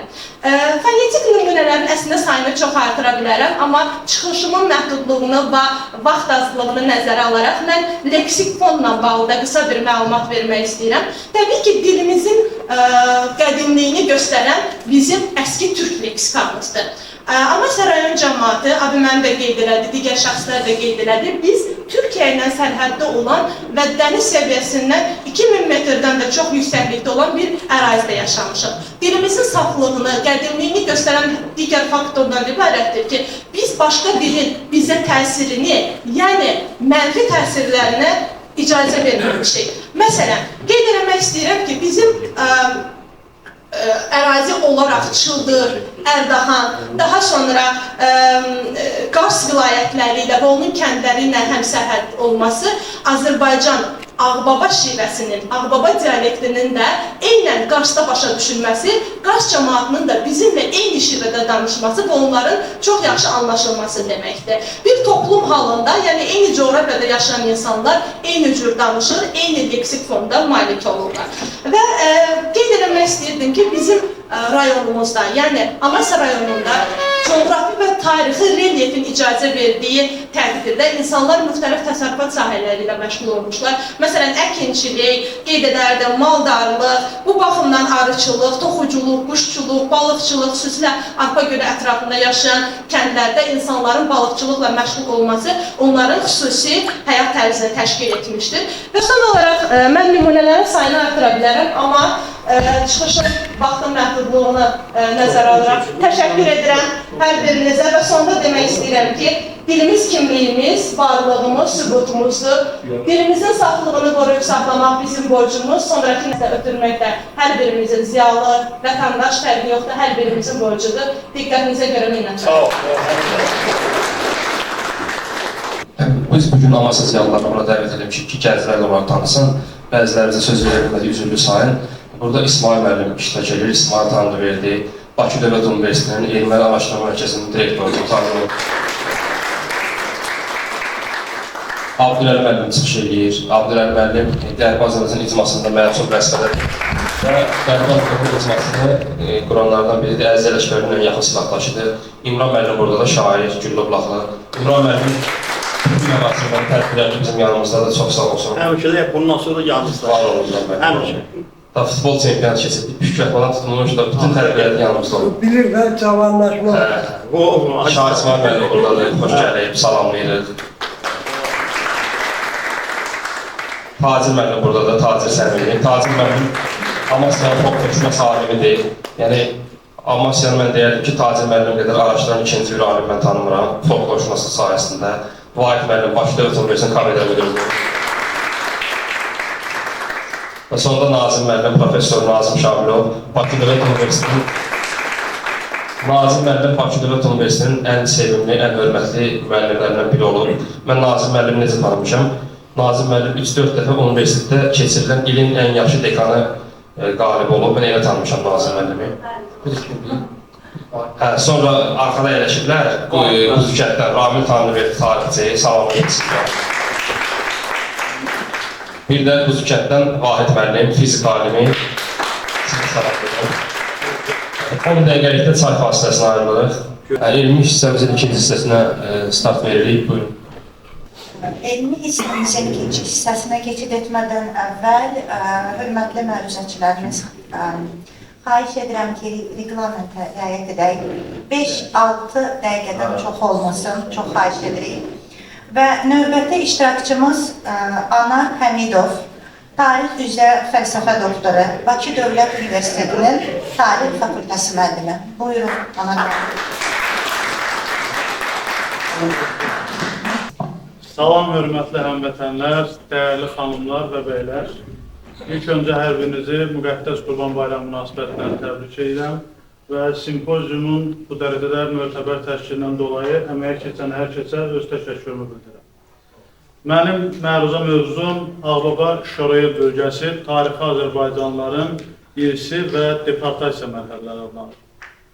Ağbaba Şorayel bölgəsi həqiqətən tarixən Oğuz yurdu olmuşdur və eramızdan əvvəl 7-ci əsrdə Mesopotamiyada uzun illər hökmranlıq etmiş Kimerlərin, Sakların yaşadığı bölgə olmuşdur və Ağbaba Şorayan bölgəsinin əlamətdar olması, mən belə izah edərdim ki, müxtəlif dövrlərdə Səfəvilərin və Osmanlıların nəzarəti altında olan bölgə və daha sonraki mərhələdə İrəvan xanlığına tabi olan bölgə və Qars Paşalığının tərkib hissəsi olan bu region strateji olaraq dəniz səviyyəsindən 1500-2200 metr yüksəklikdə yerləşir.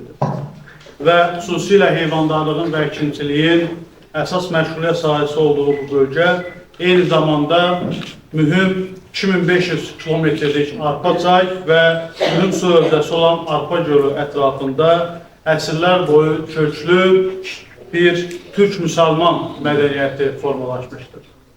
Xüsusilə qeyd olunmalıdır ki, bununla bərabər Ağbaba Şoraya bölgəsi eyni zamanda milli mədəni kimliyimizin formalaşdırılmasında və qorunmasında əsas mərkəzlərdən biri kimi çıxış etmişdir.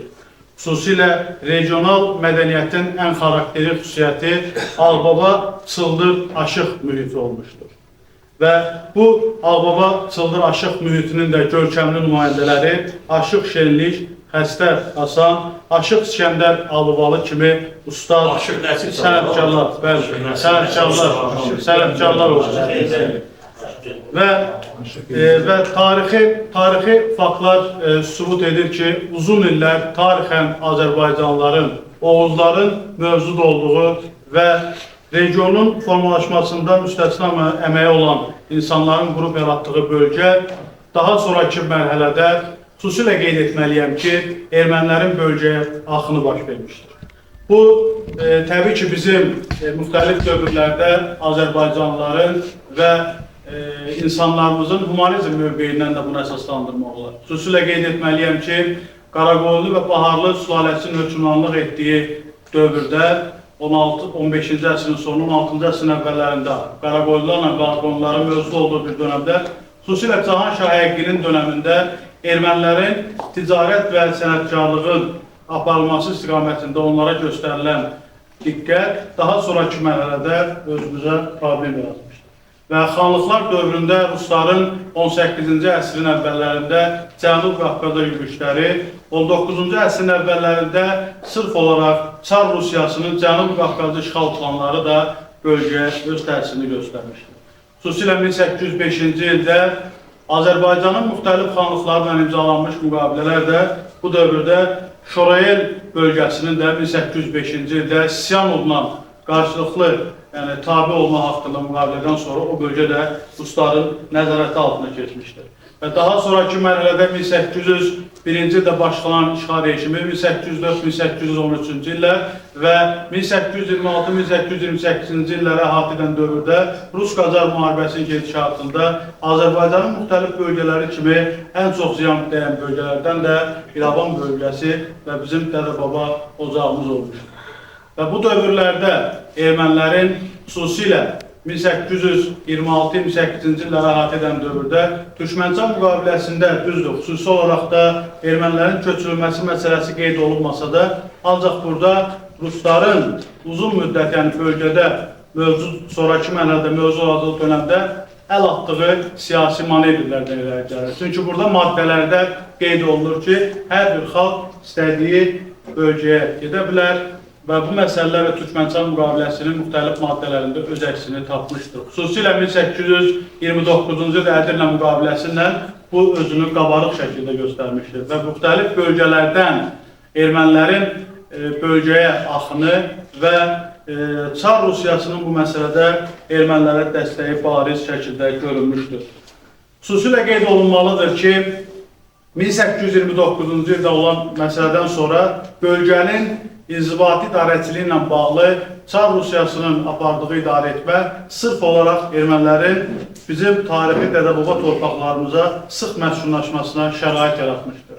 Və sonraki mərhələdə 19-cu əsrin sonlarına doğru Azərbaycanda başlanılan maarifçilik hərəkatı bu xüsusilə Azərbaycanın bütün bölgələrini əhatə edirdi və Milli Azadlıq Hərəkatının birinci mərhələsi adlandırılan dönəmdən sonra 20-ci əsrin əvvəllərində 1900 artıq Rus-Yapon müharibəsindən sonra Cənub Qafqazda və Şimali Qafqazda gedən siyasi proseslər sonraki mərhələdə bizim tarixdə adlandırdığımız Erməni-Müsəlman savaşına gətirib çıxarmışdır və Çar Rusların bu dönemdə apardığı parçalar hökmranlıq et siyasəti artıq qabarıq şəkildə özünü göstərmişdir. Ancaq bütün bunlarla bərabər Azərbaycanın milli özünə dəyik və milli özünə qayıdış prosesi konsepsiyası uğurla davam etdirilmiş və 1918-ci ildə may ayının 28-də Azərbaycan Xalq Cümhuriyyəti qurulmuş və dövlətçiliyimizdə yeni mərhələnin başlanğıcı qoyulmuşdur. Ancaq bununla belə 1918-29 mayda erməni dövləti yaranmışdır və tarixdə erməni dövləti ilk dəfə bu tarixdə yaranmışdır. Düzdür, bundan öncəki tarixdə biz görsək, eramızdan əvvəl artıq Sasani Roma müharibələrinin gedişatında ermənilərin bir qurum kimi mövcud olması, dövlət yox, qurum kimi mövcud olması və tam olaraq müstəqilliyindən son qoyulması dövründən sonra artıq 1918-ci ildə bir dövlət şəklində yaranmışdır. Maraqlı bir nüans burasındadır ki, Azərbaycanın Xalq Cümhuriyyəti qurulandan sonra 5 hökumət kabinetində burada hər bir millətdən, çünki İstiqlal Bəyannaməsinin 6 maddəsində hər bir irqindən, cinsindən asılı olmayaraq, hər bir vətəndaşın, hər bir millətin seçmə hüququnun göstərilməsi burada İrəvanda, ancaq daha sonraki mərhələdə buna kimi 6 deputatımızın olduğu dönəmdə burada artıq 2 deputata salınmışdır. Və burada açıq-aşkar Ermənistanın sonraki mərhələlərdə qabarıq şəkildə özünü göstərəcək monoetnik dövlət şəklinə bürünməsinə zəmin hazırlayırdı. Belə ki, 1918-1920-ci illəri əhatə edən ermənilərin növbəti şəkildə bölgəyə axını, bu xüsusilə müxtəlif dövrlərdə 1918-1920, 1947-1953 və 60-cı illərdə və daha sonraki mərhələdə 88-91-ci illər adlandığımız sonuncu mərhələdə Uruguaydan, Argentinadan, yaxın şərqdən, Livandan da kütləvi şəkildə ermənilərin bölgəyə axını olmuşdur. Mən burada ən böyük diqqəti bu deportasiyanın altında yatan məqsədlərə fikir yönəltmək istəyirəm.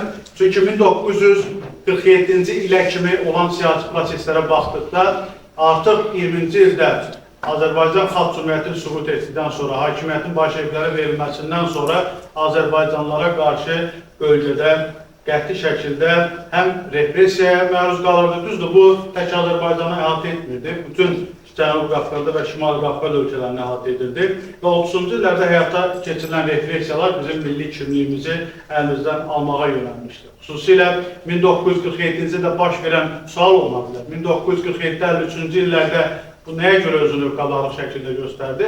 Buna kimi dövlət səviyyəsində deportasiya olmamışdır və 1939-cu ildə Dünya müharibəsi başlamasaydı, bu deportasiya mərhələsi daha tez ola bilərdi. 1947-ci ildə artıq SSR Ali Sovetinin qərarıyla dövlət səviyyəsində deportasiya həyata keçirilmişdir.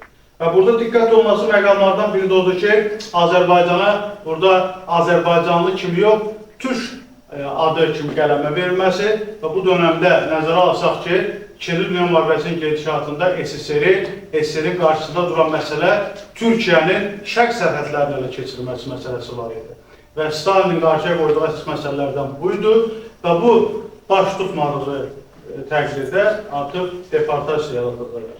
Və hazırda da qarşımızda duran məsələ bizim elmi və siyasi vəzifələrlə, sənədlər və xəritələrlə, faktlara söykənən sübutlarla Ağbaba Şorayel bölgəsi və ya Abel müəllimin də xüsus vurğuladığı Ağbaba Şorayel bölgəsinin, eyni zamanda Qərbi Azərbaycan tarixi hissinin dünya ictimaiyyətinə çatdırılması və ermənilərin törətdikləri qanunsuz əməllərinin beynəlxalq hüquq müstəvisində işıqlandırılmasıdır. Mən bu simpoziumu bir daha fəaliyyətinə çox yüksək qiymətləndirirəm və biz kəmsəl olaraqda üzərimizə düşən həm hissiyatı onu etməyə hazır olmalıyıq, düşünürəm və inşallah Allah qismət eləyər, ömrümüz yetər, bu simpoziumları öz Dədə Baba torpağımızda yerinə yetirərik və diqqətinizə görə də təşəkkür edirəm. Təşəkkür edirik, Anar müəllim. Növbəti məruzəçimiz Ələkbər Mirzəyev, Bakı Dövlət Universitetinin Geologiya Fakültəsinin dekan müavini. Hörmətli simpozium iştirakçıları, hər birini salamlayıram. İlk öncə bu tədbirdə mənə söz verdilər görə hər birinə təşəkkür edirəm. Mən ilk dəfə olaraq Qərbi Azərbaycan icmasının Amasya Təşkilatının təşkil etdiyi tədbirdə çıxış edirəm. Amma bu simpozium mövzusu biraz humanitar sahədir, özüm geoloqam. Çalışmışam məruzəmdə bu mövzuya geoloji cəhətdən, geoloji aspektdən yanaşım. Mövzum Amasya rayonunun geoloji quruluşunun tarixi mədəni inkişaflar olur. Amasya rayonu bildiğiniz kimi Qərbi Azərbaycanın Ağrı bölgəsində yerləşən və özünə məxsus geoloji quruluşa malik ərazilərdən biri hesab olunur. Ərazinin geoloji quruluşu burada təbii mühitin, məskunlaşmanın, təsərrüfat fəaliyyətinin və tarixi mədəni inkişafın formalaşmasına mühüm təsir göstərmişdir. Geoloji amillər yalnız yer səthinin quruluşunu müəyyən etməmiş, həm də insanların yaşayış tərzi, iqtisadi fəaliyyəti və mədəni irsinin formalaşmasında mühüm rol oynamışdır. Amasya rayonu tarix, dil və kimlik baxımından mühüm mərkəzlərdən biri olmaqla yanaşı, geoloji xüsusiyyətlərinə görə də xüsusi elmi maraq doğuran ərazilərdəndir. Əslində, hər bir sivilizasiyanın formalaşmasında təbii mühit, xüsusilə geoloji quruluş həlledici rol oynayır və Amasya rayonu da bu baxımdan kompleks və çoxşaxəli bir nümunədir.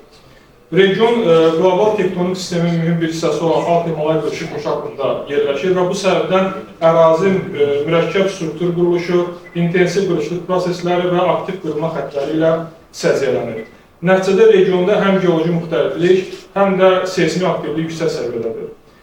Biz geomorfoloji baxımdan Amasya dağlıq və güclü parçalanmış relyefə malik olduğunu görürük və bu relyefin formalaşmasında həm tektonik amillər, həm də uzun müddətli eroziya prosesləri mühüm rol oynamışdır. Regionun əsas hidroqrafik elementi olan vadisi yalnız fiziki coğrafi strukturun deyil və həm də insan məskunlaşmasının əsasını təşkil etmişdir. Bu vadilər ümumi torpaq sahələri yaradaraq kənd təsərrüfatının inkişafına, eyni zamanda qədim ticarət yollarının formalaşmasına mühüm təsir göstərmişdir. Geoloji quruluş regionun hidrogeoloji xüsusiyyətlərinə də öz təsirini göstərmişdir və burada formalaşan yeraltı su ehtiyatları tarix boyu əhali məskunlaşması üçün əsas amillərdən biri olmuşdur. Su ehtiyatlarının mövcudluğu həm kənd təsərrüfatı, həm də şəhər həyatının davamlılığı üçün mühüm rol oynamışdır. Rayonun geoloji xüsusiyyətləri tikinti materiallarının əldə edilməsində də mühüm əhəmiyyət kəsb etmişdir. Yerli daş materialları, yaşayış evlərinin, dini tikililərin, qəbirüstü abidələrin və memarlıq nümunələrinin inkişafında istifadə olunmuşdur. Tarixi tikililərin bir çoxunda yerli süxurların izlərinə rast gəlir. Bu amil bölgənin memarlıq xüsusiyyətlərinin formalaşmasına da mühüm təsir göstərmişdir. Geoloji amillər yalnız iqtisadi deyil, həm də strateji və mədəni inkişafda mühüm rol oynamışdır.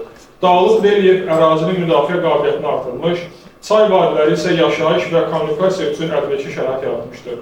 Bu xüsusiyyətlər Amasyanın tarix boyu mühüm yaşayış və mədəniyyət mərkəzinə çevrilməsinə səbəb olmuşdur. Bununla yanaşı, regionun tektonik aktiv zonada yerləşməsi müəyyən təbii riskləri də şərtləndirir.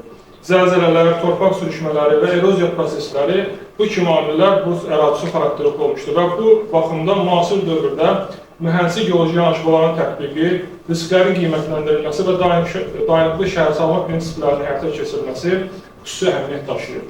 Nəticə olaraq qeyd etmək olar ki, Amasya rayonunun geoloji quruluşu onun yalnız təbii mühitini deyil, həm də tarixi inkişafını, məskunlaşma xüsusiyyətlərini və mədəni kimliyini formalaşdıran əsas amillərdən biridir. Mən çıxışım əvvəldə də qeyd elədim, mən həm nə tarixçiyəm, nə də dilçiyəm, amma burada Nuray xanımın çıxışında bir nüansı qeyd eləmək istəyirəm. Orada bizim leksikonumuzda işlənən aqa sözünü mən xüsusilə qeyd eləmək istəyirəm. Mən uşaq vaxtından atamın, öz babama aqa deyirdim. Elə bildim ki, onun adı aqadır.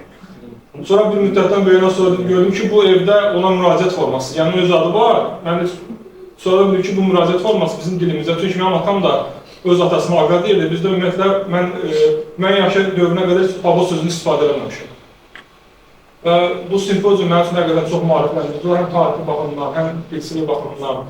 Və çıxımın sonunda mən bugün müqəddəs Qurban bayramını qeyd edirik, sabah müstəqillik günü qeyd edirik. Hər iki bayram münasibəti ilə hər birinizi təbrik edirəm və arzu edirəm ki, bu kimi gələcək bayramlarımızı öz yanlarımıza keçirək və mən inanıram ki, bu gələcək çox da uzaq deyil. Hər birinizə diqqətlə təşəkkür edirəm.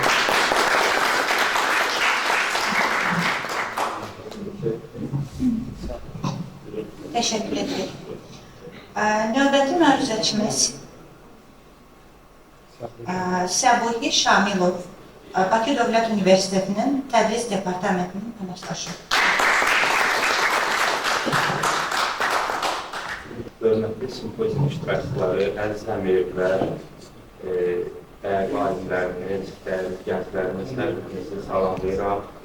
İcazənizlə çıxışıma başlamaq istəyirəm. Çıxışım kimlik anlayışı və kimliyimizdə milli irsin gələcəyə ötürülməsi barədədir. Müasir dünyada qloballaşma proseslərinin milli dəyərləri aşındırdığı bir şəraitdə Amasya türklərinin kimlik anlayışı xüsusi bir fəlsəfi və sosioloji əhəmiyyət kəsb edir. Bu bölgənin insanları üçün milli kimlik sadəcə bir mənşə məsələsi deyil, eyni zamanda dərin bir mənəvi bağlılıq və yaddaş məsuliyyətidir. Amasya türkləri tarix boyu qarşılaşdıqları köçlər və siyasi dəyişikliklər fonunda öz milli xüsusiyyətlərini itirməmək üçün mədəni dəyərlərinə sarsılmaz bir iradə ilə bağlanmışdır. Bu bağlılıq həm ailə daxilində qorunan adət-ənənələrdə, həm də kollektiv şəkildə yaşanılan bayram və mərasim mədəniyyətində özünü büruzə verir. Kimliyin qorunması prosesində tarixi toponimlərin, məsələn, Qaranamaz, Gülsehran, Pozkən, Köksüz, Elleroyoğlu kimi adların yaddaşlarda canlı saxlanılması əslində itirilməmiş bir coğrafiyaya olan mənəvi sahiblik iddiasının təzahürüdür. Bugün Amasya türklərinin kimlik mübarizəsinin ən mühüm istiqamətlərindən birini qayıdış məhkürəsi təşkil edir. Şair Xurrisiz Şəmsi Qoca, şair Sultan Orucoğlu, İmran Güllübulaqlı,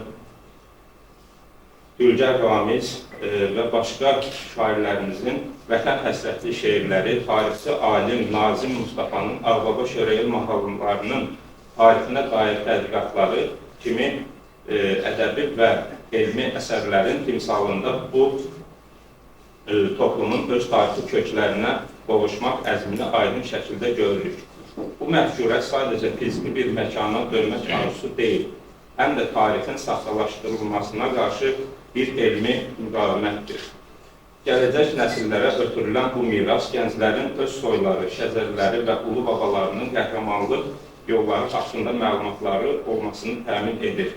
Beləliklə, kimlik anlayışı statik bir anlayışdan çıxaraq dinamik bir hərəkətə çevrilir. Burada hər bir şəxsin arxiv və bir fotoşəkil və hər bir xatirə bütöv bir xalqın tarixini bərpa edən mühüm bir kərpiç rolunu oynayır. Nəticə olaraq demək olar ki, Amasya türklərinin kimliyi onların tarixi yaddaşı və dil ilə ayrılmaz bir vəhdət təşkil edir. Bu üç amilin qorunub saxlanılması milli varlığın gələcək nəsillərə zədələnmədən ötürülməsinin yeganə təminatıdır. Unutmamalıyıq ki, kimliyini qoruyan öz keçmişinə sahib çıxan bir xalq həm də öz gələcəyini inşa etmək qüdrətinə sahib olur. Bu yolda görülən hər bir iş, keçirilən hər bir simpozium və yazılan hər bir məruzə milli kimliyimizin əbədiləşdirilməsi yolunda atılmış mühüm bir addımdır. Təşəkkür edirəm dinlədiyiniz üçün. Təşəkkür edirik. Növbəti məruzəçimiz Fəridə Almuradova, tədqiqatçı. Hörmətli alimlər, dəyərli qonaqlar, əziz həmyerlərim və gənclər, əziz gənclər, əvvəla bu konferansın təşkilinə görə Amasya rayon icmasının sədri, hörmətli akademik Abil Məhərrəmova, Amasya rayon Gənclər Şurasının sədri Elvin Babayeva və bu konferansın təşkilində əmək keçən hər kəsə öz adımdan təşəkkürümü bildirirəm. Bu cür layihələr biz gənclərin milli kimlik, tarix və dilə bağlılığını daha da gücləndirir və ümid edirəm bu layihələr qarşıda daha çox olar. Bildiyiniz kimi tarix gələcəyin təməli və bünövrəsidir. Türk tarixi isə bu baxımdan dünyada ən zəngin və ən çox şaxəli səhifələrindən birini təşkil edir. Və təbii ki, bugün burada bir araya gəlməyimiz bir təsadüf deyil. Bu, tariximizə, dilimizə və kimliyimizə olan dərin məhəbbətin təzahürüdür. Bildirmək istəyirəm ki, Orta Asiya çöllərindən Anadoluya, Azərbaycan torpaqlarından Balkanlara qədər uzanan bu böyük coğrafiyada Türk xalqları dövlətlər qurmuş, sivilizasiyalar yaratmış, elm və mədəniyyəti inkişaf etdirmişdir. Göytürk dövlətindən Böyük Səlcuq imperiyasına, Osmanlı dövlətindən müasir Türk respublikalarına qədər uzanan bu şanlı yol bizim ortaq mirasımızdır. O cümlədən Azərbaycan Respublikası da bu tarixin ayrılmaz bir parçasıdır. Atropatena çarlığından Azərbaycan Xalq Cumhuriyyətinə, oradan müstəqil, müasir Azərbaycan dövlətinə qədər keçilən bu yol xalqımızın nə qədər möhkəm və davamlı olduğunun sübutudur. Gənc tədqiqatçılar olaraq da bizim vəzifəmiz bu tarixi öyrənmək, araşdırmaq və gələcək nəsillərə düzgün formada çatdırmaqdır. Dil isə bir xalqın ən böyük xəzinəsidir. İtirilən torpaq haradasa geri alına bilir, amma unudulan dil bir millətin, unudulan dillə bir millətin ruhu da sönə bilir. Türk dil ailəsi dünyada ən geniş yayılmış dil ailələrindən biridir. Azərbaycan dilindən Türkmən dilinə, Qazax dilindən Özbək dilinə qədər bu ailənin qolları geniş coğrafiyaya yayılmışdır. Bu dillərin hamısı eyni kökdən, eyni ana dilindən qidalanır. Azərbaycan dili isə bu ailənin ən zəngin, ən inkişaf etmiş üzvlərindən biridir. Nizami Gəncəvinin qəzəlləri, Məhəmməd Füzulinin misraları, Mirzə Ələkbər Sabirin satirik şeirləri bu dilin nə qədər dərin və gözəl olduğunu bir daha göstərir. Bugün isə yeni bir dövr, çağdaş qarşısındayıq. Rəqəmsal dünyada, sosial mediada, süni intellekt zamanında Azərbaycan dilini qorumaq, inkişaf etdirmək və gənclərimizə sevdirmək bizim ən vacib borcumuzdur. Qlobalizasiya dünyasında kimliyimizi qorumaq çətin olsa da, amma bu mümkündür. Hesab edirəm ki, bu simpozium biz gənclər üçün daha faydalı və dəyərli, əhəmiyyətli olacaq. Əziz gənclər və tariximizi öyrənmək, dilimizi qorumaq, kimliyimizi yaşadaq. Bir daha hər kəsin Qurban Bayramını və qarşıdan gələn müstəqillik gününü təbrik edirəm. Diqqətinizə görə təşəkkür edirəm.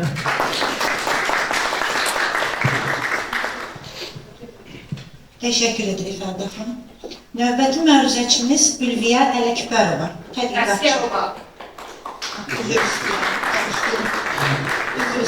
Hər birinizi salamlayıram. Mən türkoloq deyiləm, mən jurnalistika məzunuyam. Bu qədər dəyərli şəxsim arasında necə danışacağımı, hansı mövzunu danışacağımı çox düşünmüşəm. Amma yenə öz sahəmə yaxın türk dilinin tarixi haqqında danışmaq istəyirəm. Çünki türk dili bir xalqın, ümumiyyətlə dil xalqın mədəniyyəti və onun tarixidir. Bəlkə də bu səbəbdən Mahmud Qaşqari türk dilini öyrənin, çünki onların hakimiyyəti uzun sürəcək kimi bir ifadə işlətmişdir. Və türk dili haqqında onu deyə bilərik ki, türk dilinin tədqiqatı 19-cu əsrə təsadüf edir. Max Müller tərəfindən tədqiq olunmağa başlanmışdır. Və bu tədqiqatlar nəticəsində Max Müller Türk dilini sanki dilçilər tərəfindən hazırlanmış bir dil qiymətləndirmişdir. Və əlavə etmək lazımdır ki, Türk dilinin tədqiqi yalnızca Max Müller deyil, eyni zamanda qədim qaynaqlarımız, Orxon Yenisey abidələri, eyni zamanda Uyğurların qaynaqlarından görə bilirik. Və 6-cı, 8-ci əsrə aid olan bu qaynaqlar, yəni Orxon Yenisey abidələri bizə çox şey deyir və onlardan ən əsası Göytürklərin xaqanlara qoyduğu abidələr, kitabələr haqqında bizə geniş məlumat verir. Bundan əlavə Uyğurların özünə məxsus əlifba yaratdığı Uyğurların qaynaqlarında görünür və onların əsas Uyğurların qaynaqlarında görünür və bundan əlavə onu deyə bilərik ki, bu əlifba yalnız əlifbanın olması, yalnızca Uyğurlar və yaxud Orxon Yenisey abidələrindən deyil, eyni zamanda Səlcuqların gəlməsi, Osmanlıların təqribən 500 ilə yaxın 3 qitədə məskunlaşması Türk dilinin yayılmasına gətirib çıxarır. Və bunun nəticəsində 14-cü əsrdən etibarən Balkanlara Osmanlıların getməsi, Balkanlarda mövcud olması, Balkanlara Türk dilinin yayılmasını gətirib çıxarır və bu yalnızca Türk dili deyil, eyni zamanda Türk mədəniyyəti, Türk mifologiyasını gətirib çıxarır və 1926-cı ildə Şərqşünaslıq fakültəsinin yaradılması nəticəsində Osmanlıca, yəni Balkanlarda olan Osmanlıca araşdırılmağa başlandı və bunun nəticəsi olaraq təqribən Serb, Xorvat və Boşnaq dillərində 9000-ə yaxın türkcə kəlmənin olduğunu, Alban dilində 4-5 min türkcə kəlmənin olduğu deyilməyə başlandı və araşdırmalar bunu göstərdi və davamında isə günümüzə gəldiyimiz zaman Türkiyənin serialları satması, ixrac etməsi nəticəsində günümüzdə belə türkcə yayılmaqdadır. Bunun əsas səbəbi yəni serial, televiziya sahəsinin o bölgədə inkişafıdır. Bu qədər uzun müddət yaşayan dil necə olur ki, çox dəyişikliyə uğramadan günümüzə qədər gəlib çatır. Bunun əsas səbəbi ahəng qanunu olması, eyni zamanda feillərin çox olması səbəbindəndir. Əlavə olaraq onu deyə bilərik ki, keçmiş qaynaqlarda rastımıza çıxan sözlərin çoxu bugün hələ də istifadə olunur. Məsələn, bəy sözü hələ də istifadə olunur, dağ sözü hələ də istifadə olunur. Ancaq mənası dəyişərək istifadə olunan sözlər, məsələn, aş sözü hələ də istifadə olunur, amma spesifik bir yemək olaraq istifadə olunur. Bundan əlavə onu deyə bilərəm ki, bu biraz haşiyə çıxıram. Bundan təqribən 100 il əvvəl burada birinci türkoloji qurultay keçirildi, Azərbaycanda.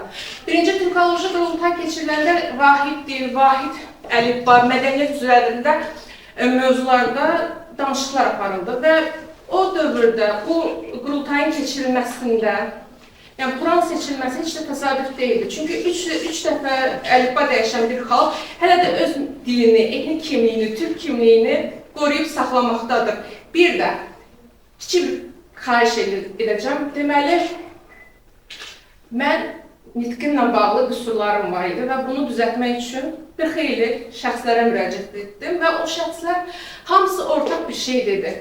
Bugün uşaqlarımız, gənclərimiz türkçə, Azərbaycan türkçəsi ana dilində danışa bilmir. Ən azından onlara bu türkçəni, ana dilimizi ləhcəsiz şəkildə danışmağa aşılayaq.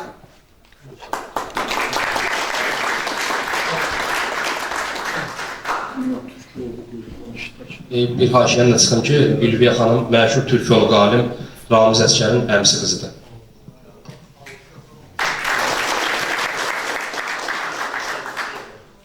Təşəkkür ederim Ülviyə xanım. Növbəti məruzəçimiz Amid Orucov, tədqiqatçı.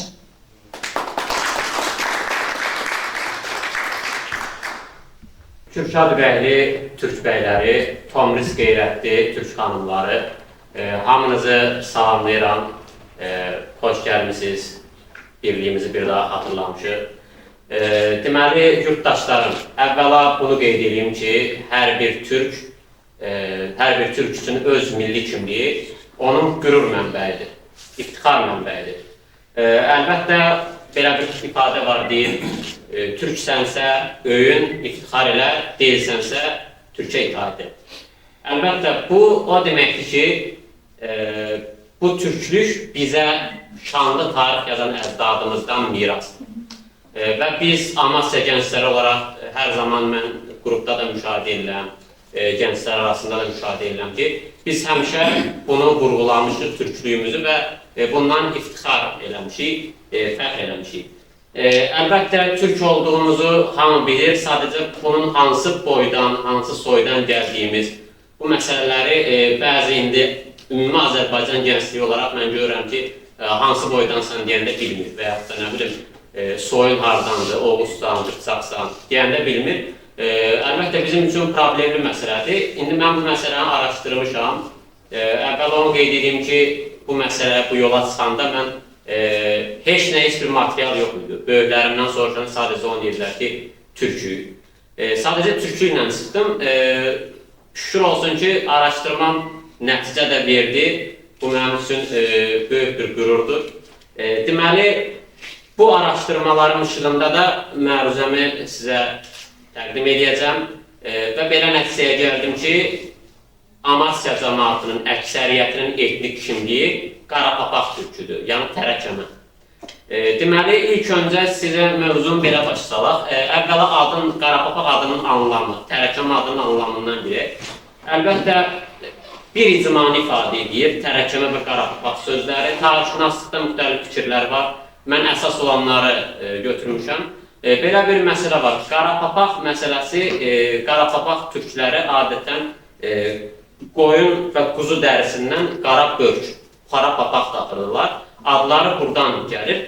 Tərəkəmə sözünə indi gələcəm. Əvvəla qarapapaq niyə qarapapaq adlanırlar? Bu məsələyə tarixşünaslıqda, Türkiyə tarixşünaslığının görkəmli simalarından biri Fəxrəddin Xızıoğlu'nun belə bir fikri var ki, Şah İsmail Xətainin atası Şeyx Heydər bildiyimiz kimi qızılbaşlıq məsələsi var, şiyyəlik. Həmin o qızılbaş türkmən məsələsində biz sünni kimliyimizi qorumaq üçün buna etiraz olaraq qızılbaşlıqdan 12 imama qızıl salmaq, qırmızı salmaq o məsələyə qızılbaşlıqdan imtina eləmişik, buna etiraz olaraq qızılbaşlıq tapmışıq. Belə bir məsələ var, əlbəttə indi müəyyən şiyyələşmə gedir, aramızda şiyyəli etiqadına sahib olanlar var.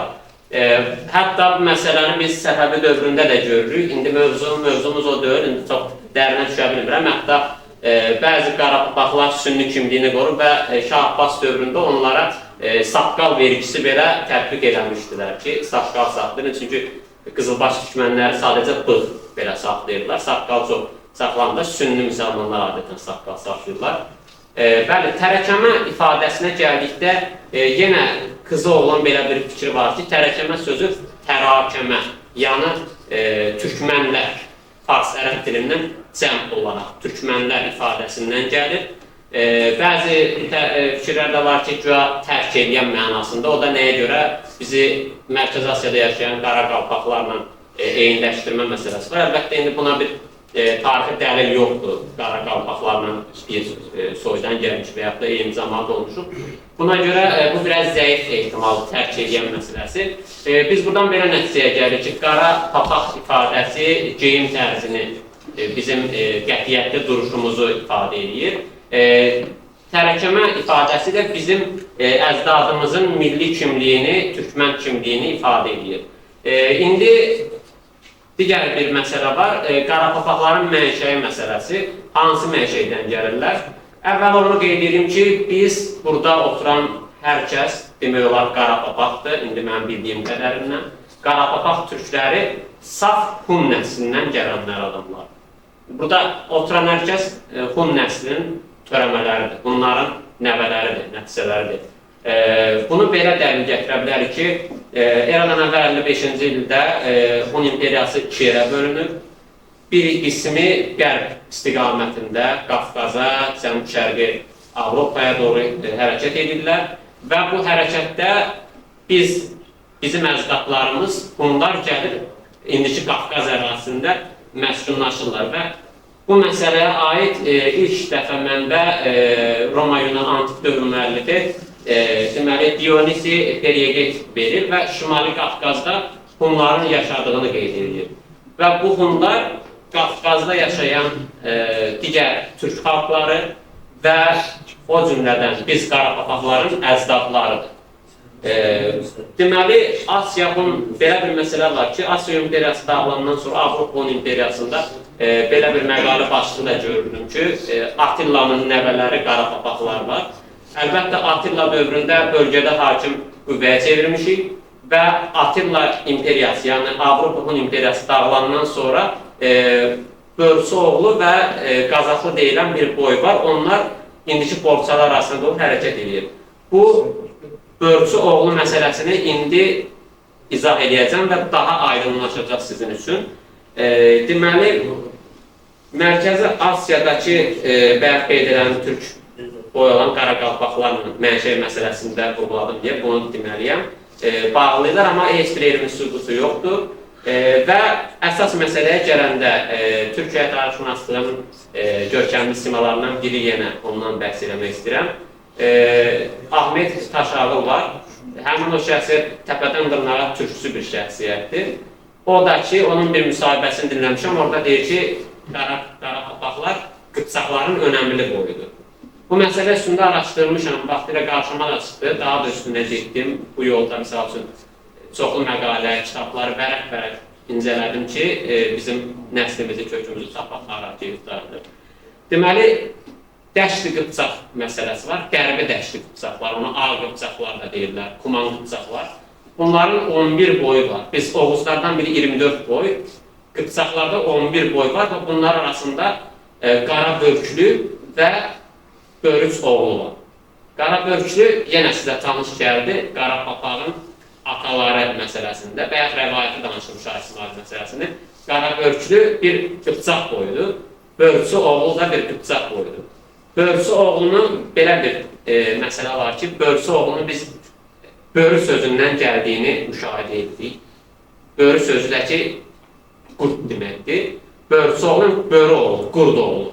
Bu da ki, Qıpçaqlardan və Türklərdə qurd totevindən iləri gəlir. Borçalın adlarına baxıldı. Ay, sağ ol. Elədir, bəli. Erbil müəllim də vurguladı, elə mən onu deyəsiydim.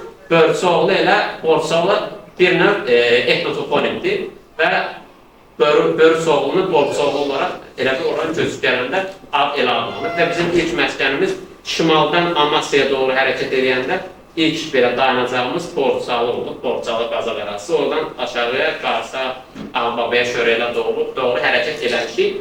Və belə bir məsələ var ki, biz müşahidə edik ki, biz Qarabağlarda Oğuz ünsürü də var. O nədən irəli gəlir?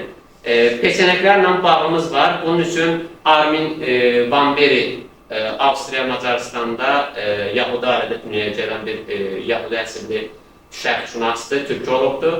O, Peçeneklə Qarapapaqların müqayisəsində deyir ki, biz əgər Qarapapaqlarla Peçenekləri yaxın qohum hesab eləsək, yanılmaq. Biz buradan görürük ki, sizdəki Oğuz ünsürü məhz 24 boydan biri olan Peçenek ünsürünü özündə cəmləşdirir. Orada Peçenek ünsürü var və Oğuzlardan gəlir. Nəticə itibarilə biz deyə bilərik ki, Qarapapaqlar saf Hun nəslidir və Qıpçaqların önəmli boyudur, eyni zamanda Peçeneklər, xüsusən Peçenek ünsürünü, Oğuz ünsürünü özündə cəmləşdirir.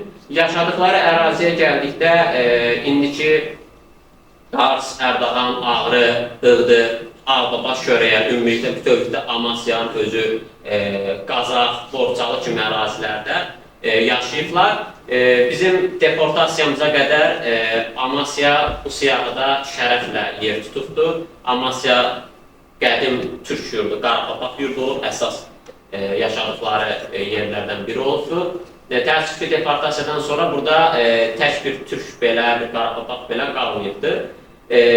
Deməli, son olaraq dünya görüşü məsələsinə gəlmək istəyirəm. Dünya görüşünü biz çox yaxından müşahidə edirik. Mən məsələn araşdıranda folklor, adət, ənənə hamısını açıb döymüşəm və tamamilə bir-birindən oxşarlığını müşahidə eləmişəm. Necə? Qumdur, Avropandır, Qumdur, Göydükdür, Qıpçaq, Xəzər dövlətidir, o cümlədən Osmanlı dövlətinin özündə Qarapapaqlar sərhəd zonada yaşayıblar və sərhədin bir növ sərhəd keşiyində duran hərbi birliyi təşkil edirlər.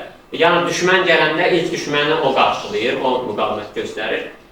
Hücum olanda ilk öncə Qarapapaq öndə gedir. Bu da ki, bir növ biz bunu axıncılarda Türkiyədə ümumiyyətlə Osmanlı olsun, axıncılarda, bəli, biz onlarla bir növ oxşuyurlar. Mən deyərdim ki, Qarapapaqlar axıncılardan daha qədimdir, elə bir axıncıların missiyasını yerinə yetiriblər.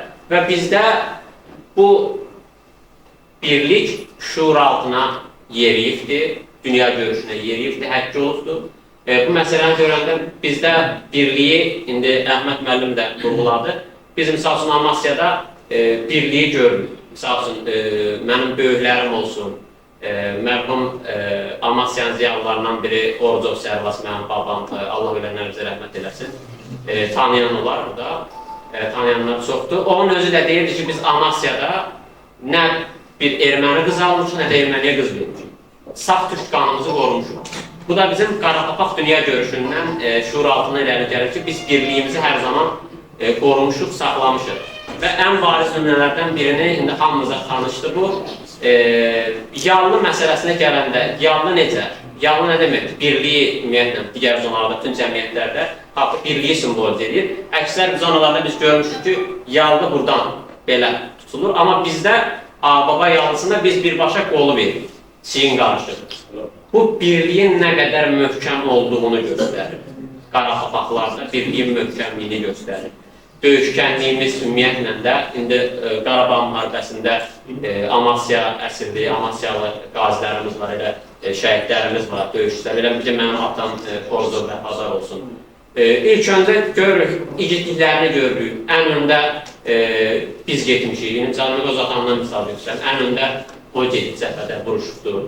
Bu da ki, Qarabağ xislətindən irəli gəlir. Bizim döyüşkənliyimizdən, igidliyimizdən irəli gəlir. Misal üçün, başqa bir adət-ənənə şah qaldırma məsələsi var. Amasya toylarında hər biriniz müşahidə eləmişsiniz. Şah qaldırmanı bəzən deyirlər ki, bu deməli, xaqan qaldırma ənənəsi. Ergin Altun Sabat adlı tarixçi, o da deyir ki, bu xaqan qaldırma məsələsi, köhnə adı bu olubdur. Bu da ki, bizim Orta Asiya ilə bağlılığımızı buna dəlalət edir. Nəticə itibarilə deyə bilərəm ki, Azərbaycan xalqının təşəkküründə yaxından rol oynayan, döyüşkənliyi ilə, igidliyi ilə, digər türk soylarından fərqlənən, Qıpçaq soylu və eyni zamanda özündə Oğuz ünsürünü də cəmləşdirən Qarabağ türkləri Amasya xalqının, Amasya cəmaatının əsas etnik qrupudur, əsas etnik kimliyidir. Mən ümid edirəm ki, Qarabağrında ulu əcdadımızın məzarları olan türkün nəfəsinə, türkün səsinə həsrət qalan Amasyamız yaxın günlərdə, inşallah Allah deyildi, yaxın illərdə öz Qarabağlarına, öz əsl sahiblərinə, öz sakinlərinə qovuşar inşallah. Diqqətinizə görə sağ olun.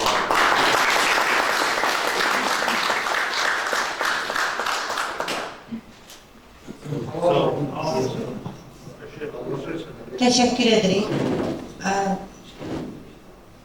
İndi isə icazənizlə məruzətçilərin isə sertifikatlarını təqdim edəcəyik. Səbuhi Şamilov.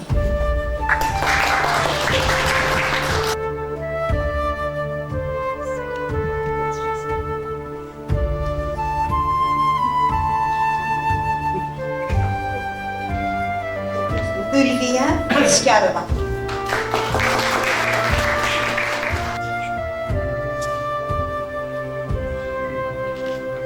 Amir Orucov.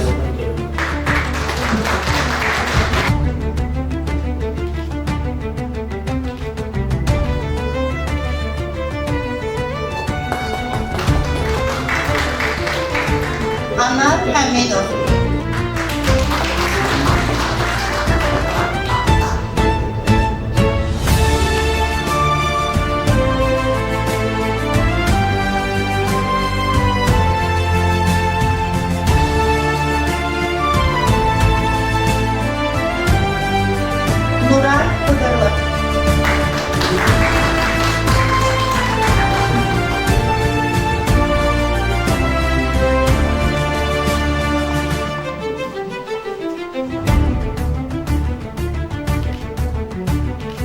Fəridə Almuradova.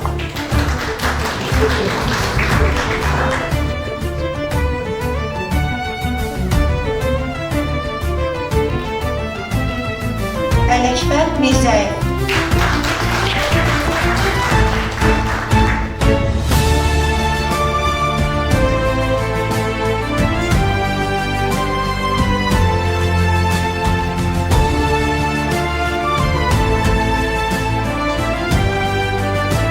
Elvin Babayev.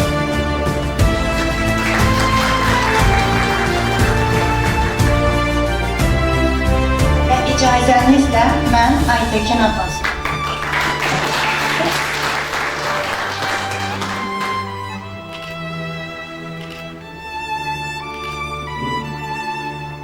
Çox sağ olun, dəyərli qatılımcılar. Ayağınıza sağlıq, bu bayramda da gəldiniz, bizə dəstək oldunuz.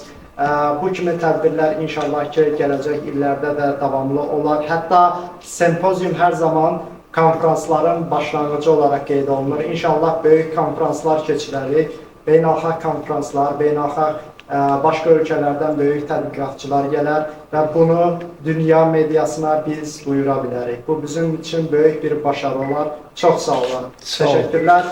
Bir də icazənizlə toplu bir şəkil çəkilir. Thank you.